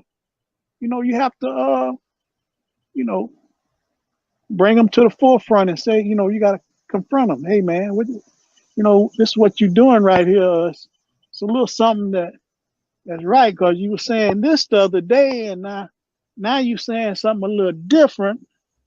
It's What yeah, what's really going on here? What's the real truth? And I just wanted to say Shaka is the one that'll, bring that to the forefront. And I think that's a good thing about you, brother. A lot of people don't like that. Pan Americans like that too, and that's how I was brought up. Yeah, but, when you look at that my forever on this right here, he mean that. now I'm getting it, because man, it's my forever. you talking about for a little bit, forever. You got to stand on my. I mean, that's the black. I mean, what we put together. You got to stand on truth, righteous, justice, and all of that. And that's what it seems like the brother with the I don't know if that's how he bring it. That's how he bring it. I mean, so it's true to form for real. I appreciate it too. That's why I came. I'm like, yeah, it don't seem. He seemed like he's saying basically what I'm trying to say, but I can't talk to myself. But to have somebody of like mind, like I said, even all three of us, and me and many of us on the same page. Some people are just afraid to come out and speak. You know what I'm saying? So what Shaka's doing is spearheading what he's saying. Even though we ain't gonna agree on everything, what he's saying for the most part is 100%. I mean, 99%. And that's a good thing about Shaka, especially when you're coming in truth, not Shaka. And the thing is, I was like that all my life coming up, and it's kind of a quiet world when you're like that, because most people, they kind of shun you. They stay away from you because they want you to tell them what they want to hear, or the stuff that's going to make them feel good. But when you tell them like it is and you confront them face to face, they don't want too much to do with you then. They want to stay away from you, and they'll even sometimes say some jive time or wrong stuff about you, and it'll make other people talk bad about you, not really truly knowing the truth, but putting you in a little corner by yourself and making your world be lonely to a certain degree. It's going to be some people out there, just like me and Pan American is right now, about how you handle things, Shaka. We don't mind coming on talking, and I'm always in the chat listening most of the time, but I will say things too. But we don't mind coming and talking with you because we're very similar. And the people that can't stand the truth, they're going to stay away from you, man, and they're gonna run from you, and really kind of, make you look bad and talk about you and bring you down if they can too. But like I said, I came up like that all my life. But the main thing you got to do, and this is all I can tell you, is you got to stand your ground and you got to stay firm. As long as you know you're doing what's right, brother, you got to do that and continue to do it, no matter how bad it is, or sometimes how it hurts. And I know a lot of it hurts sometimes. But if you love your people and you love what you're doing, just keep doing what you're doing, bro. And that there was some global. That was global African wisdom. I mean, that was some wise words. I appreciate that, man. Yeah, I appreciate that. I mean, when you started, I thought you were gonna tell me, sometimes Shaka, you shouldn't really wear feathers, and but and we have very few elders who say stuff like that. They rather say, try to amend, try to make try to reconcile. Try to get I'm along. But sometimes confrontation is inevitable, and we're really supposed to confront the ideas, not individuals.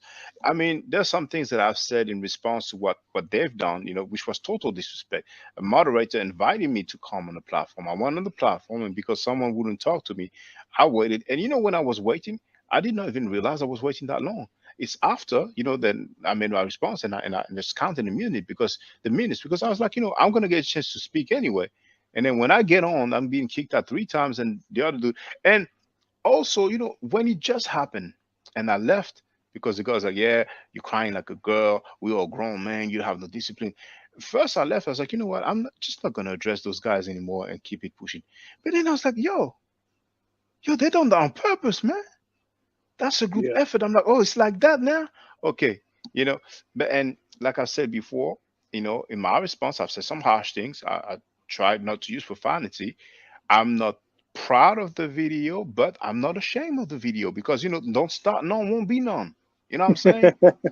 You Yeah, in know, other words, you got fight in you. You got some fight just like they got.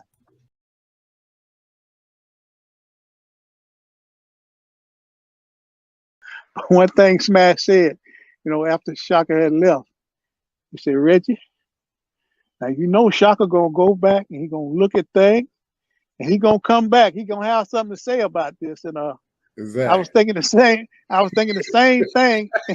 And Me that too. He shows said what he did. Now I'm gonna tell you what he did, Brother James. He asked Chief X a question.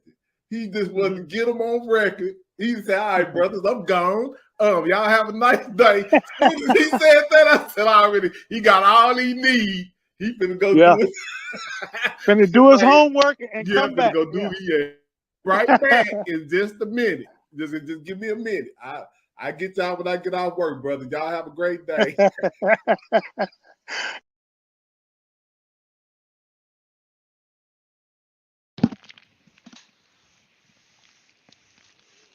okay, let me look at the chat. Now, Big saying after slavery ended, Brendan Sims, I think, is a member of the pseudo killers. Peace to you. And Imhotep 260 wrote, there's no caste system in America. What we have is blacks fighting against blacks and black people destroying their communities with violence and drug. It's a reality. I'm very sorry. I'm kind of finishing my meal, but if somebody wants to get on the panel, then feel free. Otherwise, you can participate in the chat. If there's no participation, I'm sorry. If there's no participation, I will put this live stream to an end. But if somebody wants to say what's up, ask a question, and take this opportunity, So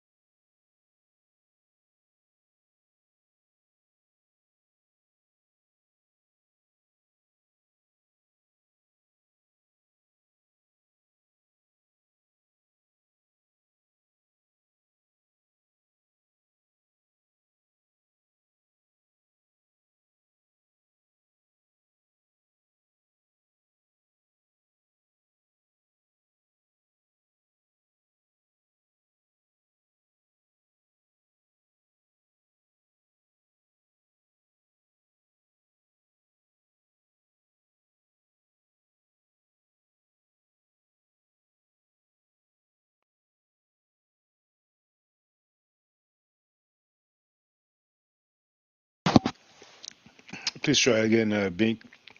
Well, I think when I was talking earlier, you couldn't hear me. I don't recall. Oh yes, I did. I did put it back up as I was eating.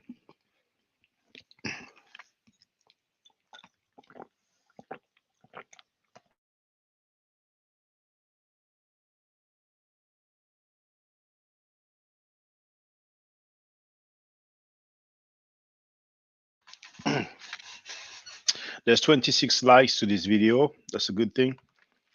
I appreciate that. Some people feel generous. Then, oh, there's a new thing I want to show you. There's a new thing for people who want to participate.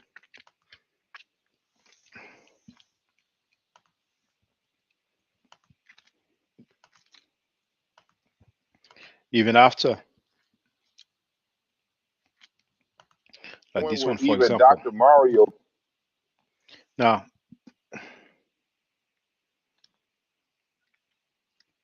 you see, you have the like, the share, the download. Well, the download is only for me because you can only download your own videos. So after the share, you will have, wow, what is this? You will have thanks. You see here?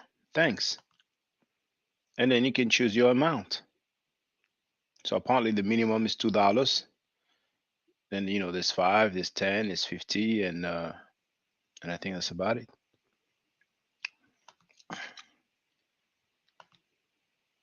Yeah.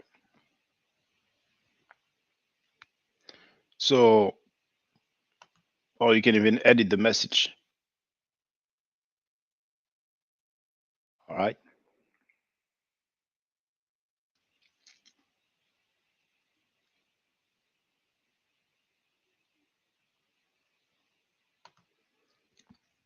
So whoever feels generous can. This is like the equivalent of the super chat, but I don't know what it does when it's not a live stream because it says that there's some sort of animation, but obviously if there's no longer live stream. But that's a way anyway to make some donation via the YouTube system. I prefer PayPal. PayPal.me/Matt Forever, as you see at the top. I'm sorry, as you see at the top there, and the Cash App is just $sign Matt Forever. And if some people want, they can use the super chat/super sticker that you see in the chat. Now, Big Road the Jim Crow by Michelle Alexander. That's the title of the video, right? Because Jim Crow laws are no longer apply. So and it was not all over the country. As I understand it, it was some areas in the South.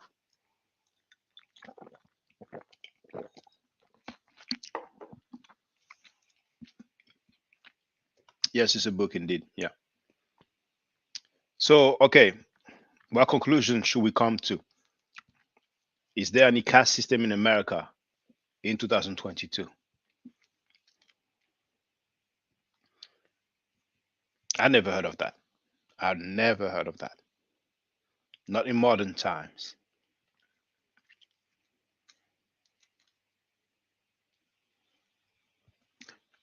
There's a lot of Arabas blacks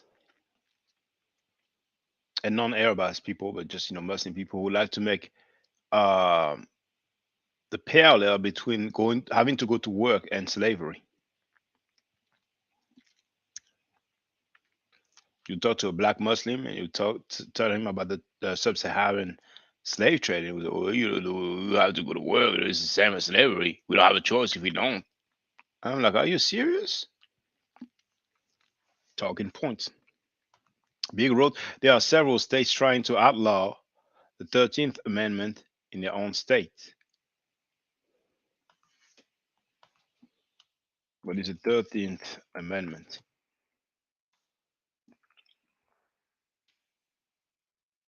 So, some states are trying to outlaw basically this is like the abolition of slavery. Well, it's basically criminalizing slavery or involuntary servitude. Are you sure about that? Some states are trying to outlaw the 13th Amendment.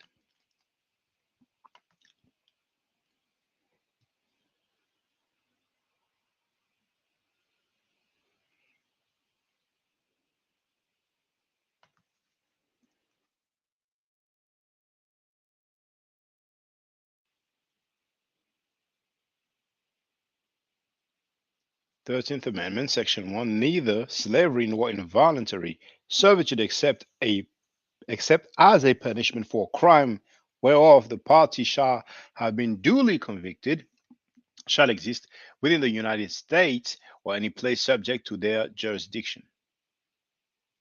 Section 2, Congress shall have power to enforce this article by appropriate legislation. I remember that documentary by Michael Moore, and they went to a town. I think it was a small town, and I forgot if they had a very high arrest slash incarceration rate. They asked a question to a police officer, and he said, he kind of declined to comment. He said, "I'm here to enforce crime." But when you look at I forgot the title, but the documentary by Michael Moore about September 11, and you compare that with 911 loose change, you're like, dang, Michael Moore has, quite some means and money. And, but I'll leave it there. I'll leave it there. I don't want to appear like a conspiracy theorist. Sometimes people will label you something and that's it. Now, Big wrote, in other words, if you get convicted of a crime, they can make you a slave. I wouldn't say that. Come on, let's be fair. I wouldn't say that. But I wouldn't say that. My word is not law, so other people can see otherwise. But anyway, so far it looks like there's no caste system. I mean, I would have been surprised if there was, according to the law, any caste system. But maybe some time people might put up that 3/5 of a human being.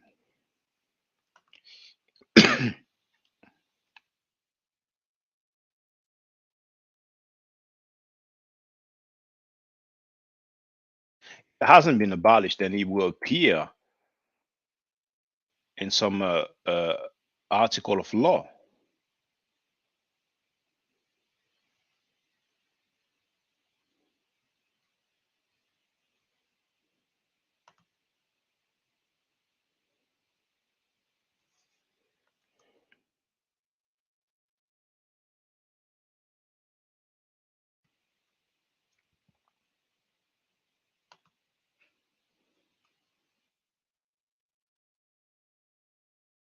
The 3/5 clause of the United States Constitution, 1787, often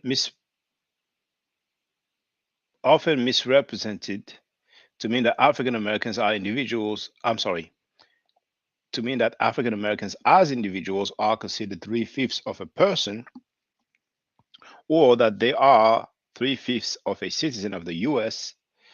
The 3/5 clause, Article 1, Section 2 of the U.S. Constitution of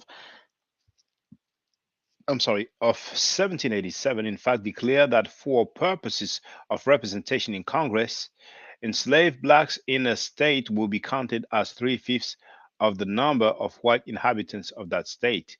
The 3/5 clause was part of a series of compromises enacted by the Constitutional Convention of 1787. The most notable other clauses prohibited slavery in the Northwest territories and ended U.S. participation in the international slave trade in 1807.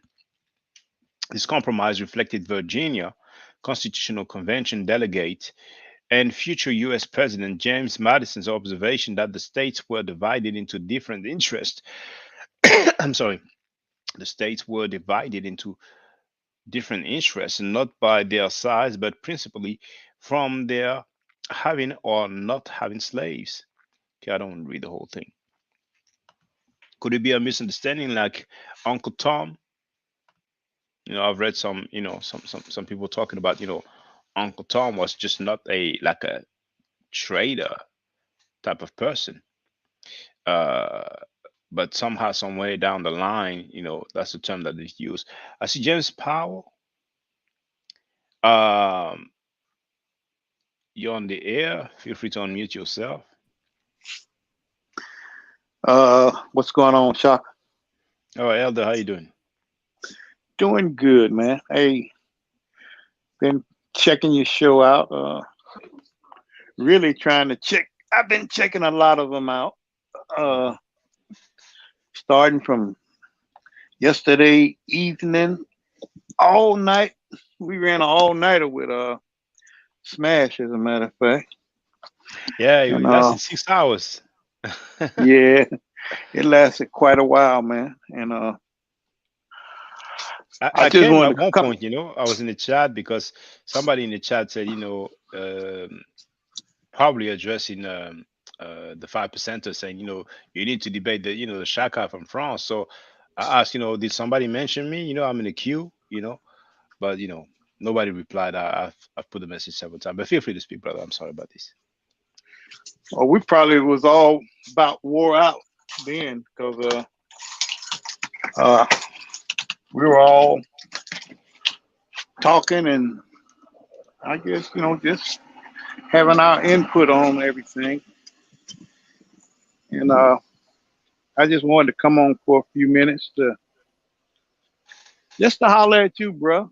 Cause Thank you. I just, like I say, I'm always out here on the YouTube streets trying to learn, especially like I said, when it comes to us. I just appreciate all of the knowledge and stuff that you can get a hold to today. They hid it from us back in the day, and it's easy to get a hold to today if you want it, and if you got a wise enough mind to go in there and just dissect it and bisect it, and just keep what's good and get rid of the bad. It's out there. The truth is there. You just have to be able to see it and get it, and do whatever you want to do with it. I just want to know the truth, and if I get an opportunity to pass it on to somebody that don't know it, that's what I would enjoy doing. And like I say, I appreciate all of y'all that's out there giving your best effort to do that. Like I say, listen to Smash a lot. You, Pseudo Killers, and Garfield and his podcast. I just That's the I'll wink be in link. there, huh? That's the wink Yeah, link. well, we I think everybody has something to interject.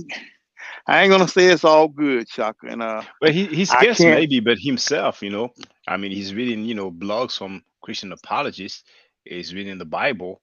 But I mean, but I don't want to sound like a hater. You know what I'm saying? By all means, if you find something interesting there. But that guy was mainly into credit repair, and one day he started, he decided to talk about Black history, mainly via, the religion, the theology.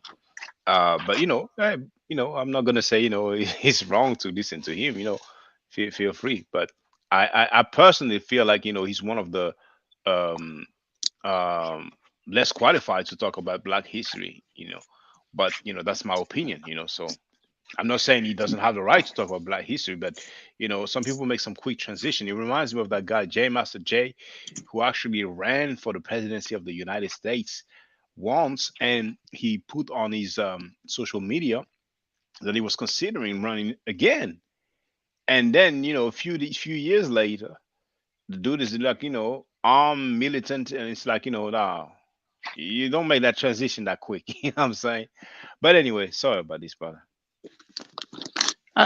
Yeah, well, I feel you on that. And I think it's everybody's opportunity.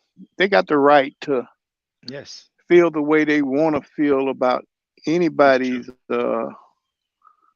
input that's out here, It's true. calling themselves helping the people or whatever. You got to look at the Bachelor's in history, content. who has been studying biblical history for the last 30 years. So from 9 years old. Yeah, well, that's kind of that's kind of hard to take right there, because I think when you're around that age, you're too busy having fun and trying to figure Yeah. out. I mean, the little basics things, let alone out there trying to figure out life and like you say, history and stuff. We don't be ready for that kind of stuff until maybe we're in middle to high Teenagers. school. Yeah. But hey, Yeah, that's what not, he said. So yeah, we can he we can take says his that. word for it. Yeah, that's what he said. Yeah. Well, I'm gonna be honest with you. You better be careful about taking people's word today. Yes.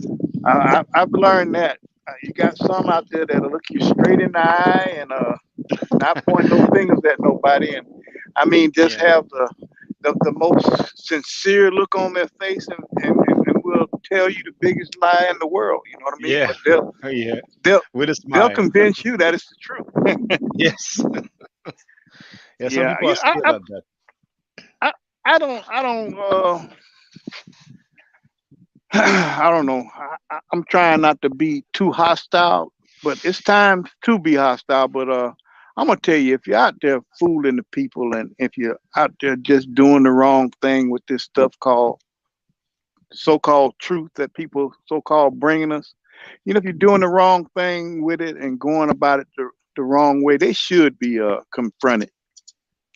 And I know for sure, hey, a lot of y'all will do it. I've seen. Uh, all y'all do it. That's all I can say, and I appreciate you for it, because like I told you on my last time I talked with you, I came up that way. I had to help my mom raise my brothers and sisters, and I had to get on them, as I was in the streets myself learning life. I had to learn what I was learning out there, and bring back the best part of it that I could bring back to teach them, so that they'll be aware of what's going on when they get out there. But I had to get on them, man. You had to get on them. You had to try to be as fair and sincere and straight as you can. You can't that favoritism stuff. You can't lean. How some parents are. They take this child.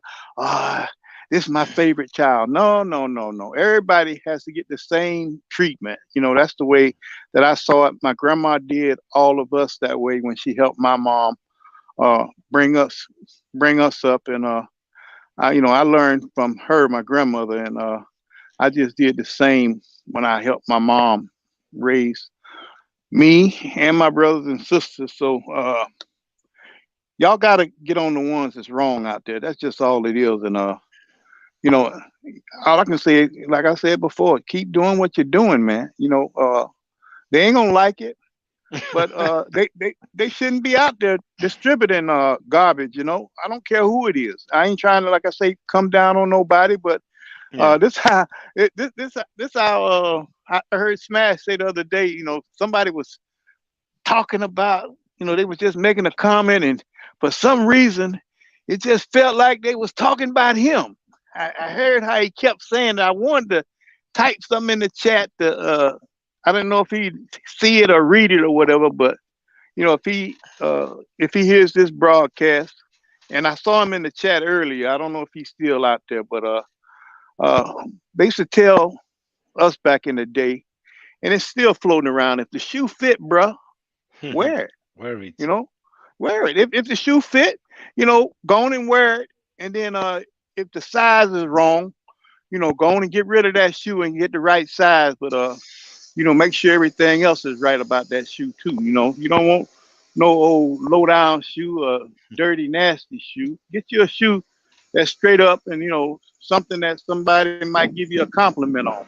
So I want to tell Smash that, and maybe he might hear this comment I'm making, but that's just some old school there that was told to us back in the day, and It's a lot of stuff that was told to me by the older folks that it took me a while to figure out. I had to do some thinking about it, and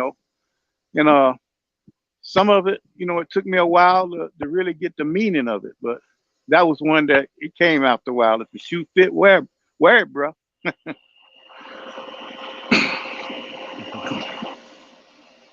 Yeah. Yeah. I know you probably getting ready to wind this thing up, and I Yeah, just came actually. on to. But I appreciate that. I really love the interaction, so thank you for calling. Yeah, I just came on to holler at you for a few, and maybe to extend things, and who knows, maybe some of the stuff I might say might make some sense to somebody too.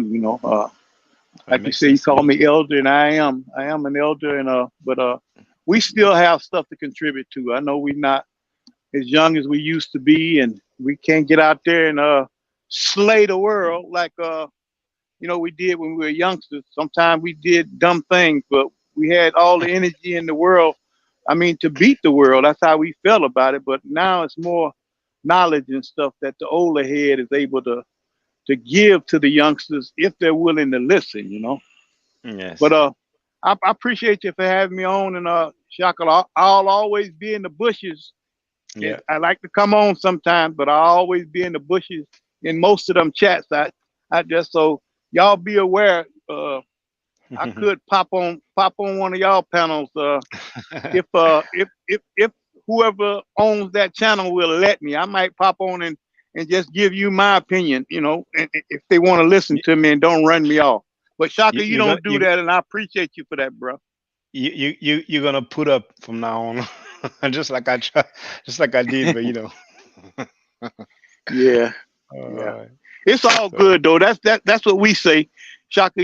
It's not really all good, but we would say it's all good yeah, just it's to all good. It just is what just it to get is. on and get by it, and Yeah, and and it and, is. and, and not let it seem like it's getting you down or Yeah. or it's bothering you, even though Mm, it does. It really mm, hurts, man, to mm, see your people. I really I see what John Henry Clark was talking about. Him and old Ben. mhm, And both of them are my elders. So, but I'm an elder now, so I can call them by their name. But I mhm. still be respectful. But I still, I understood what they said when they realized and woke up to the truth, and they saw that, we've always known that we've been done wrong since slavery. Slavery's all over with, but that wrongdoing continues to go on to our people, especially us. It's other people that's being done wrong also, but we get the brunt of it. And they want to help the people, and that's how I am. I see stuff going on, and I still see it. And you see your people doing things in the wrong way, and you want to tell them, hey, look here, man, you're doing it the wrong way. I remember I Mm, went down. This is my last little comment, and I'm gonna leave it alone. But I went down. I lived down in Miami, on and off about 30 years, and I mm. still go down there on and off to visit because I got my mother. She's still down there. That's My that's my that's Haiti part two, Miami. Oh yeah, yeah, Yeah. and little Havana too. Them Mm, Cubans really running things down there. I'm gonna just yes. be straight up. They're controlling things now. Mm, I remember when they came in, the Mariel boat lift and all of that. When Castro emptied out his prisons and mm, just let all this riffraff go, and they all came to Miami. Man, it was rough down there for a while. The police had to clear up a lot of them. But mm, back to what I was saying. I used to hate to see my people going about things the wrong way. Some of it I even did wrong until I learned better. But I was talking to a little black young man down there, and I saw how he was talking, walking around with his pants hanging down and stuff, and talking a certain way. But he would always kind of listen to me. So I tried to mm, tell him. I said, "Look here, man." I said, "Don't you know where your people from? Our people?" I say, "Our people is from Africa, man." I say, our people has had I've had started to learn a little bit. I said our people had a great history back in the day. I say we were so great that we pretty much was the leader in the world, just like Russia and America is today. We were that way at one time. People came from all around the world to learn from our ancestors, and I got to talking about Africa this and Africa that. That youngster looked at me, he was trying to analyze and see exactly what I was talking about. And he looked at me, and the old school street came out in him. He said, "Look here, Pop, this mine, man. You stay out of mine, and I ain't from no Africa either." So when I heard him start talking like that, I knew that was trouble a little bit after that, and I ain't finna get out the way with a youngster just trying to tell him something that'll benefit him. Some said it's time to leave him alone and let him run into whatever he gonna run into, because he stay on the path he's on, it's nothing good gonna come from it. And I just left it like that. But I'm always willing to talk and do the best I can to pass on the truth. Sometimes you can talk and pass on truth that you think is right, but you could be wrong. But when you know it's wrong and you still passing that on, hey, you wrong, man, and you need to stop it. I don't care who it is. And that goes for, like you say, the biblical Garfield, uh, uh, the real Bobby Banger, the pseudo killers when they doing their thing, killing all them pseudos.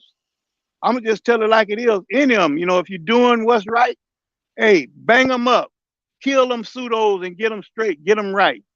But if you're wrong, straighten yourself up too. All right, Shock, I'm out of here, man. Appreciate you. Love you, Yeah, bro. thanks a lot for calling in, Elder. All Well, right, brothers bye-bye. and sisters, indeed, I'm gonna put an end to the live stream. It's been 3 hours and 42 minutes. I'll use some terms I don't normally use, but hey, it's not the end of the world. So stay safe, stay healthy, and if I'm allowed to by the next year, I will definitely holler back at your hotel. Now, for the record, for those who don't know,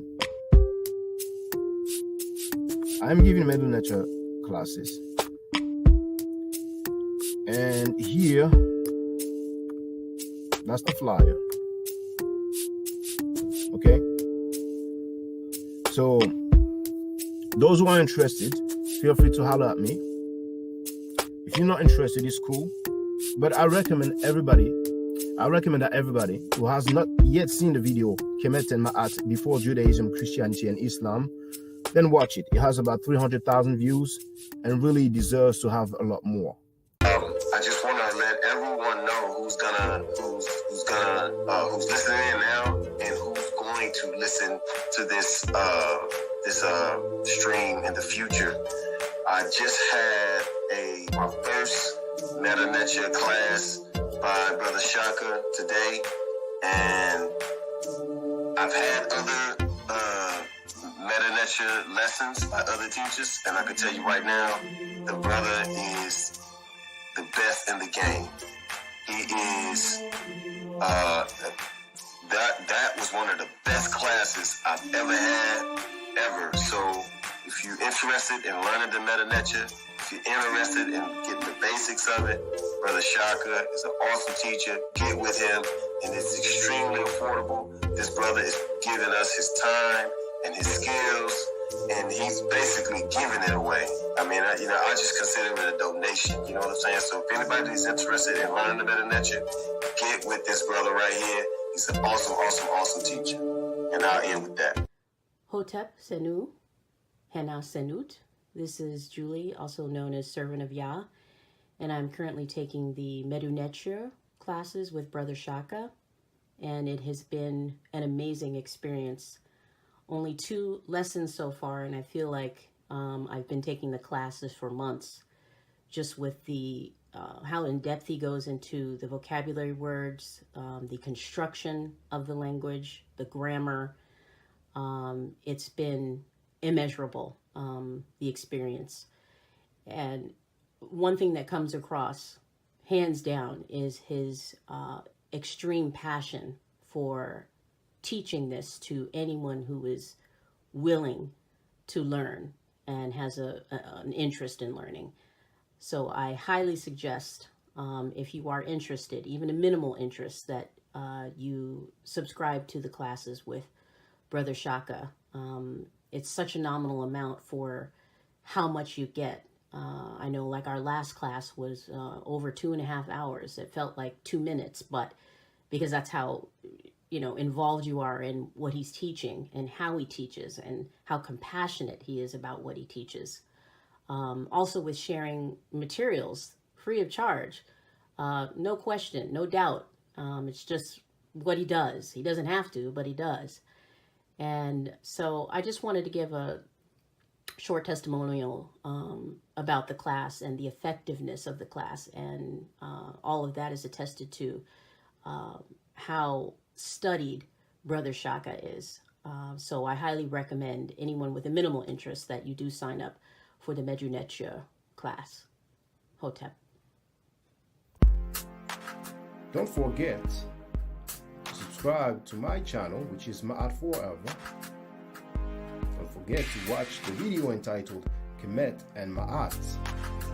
Don't forget to share Kemet and Ma'at on my channel on Twitter, Facebook, Instagram, WhatsApp, or other social media that you use.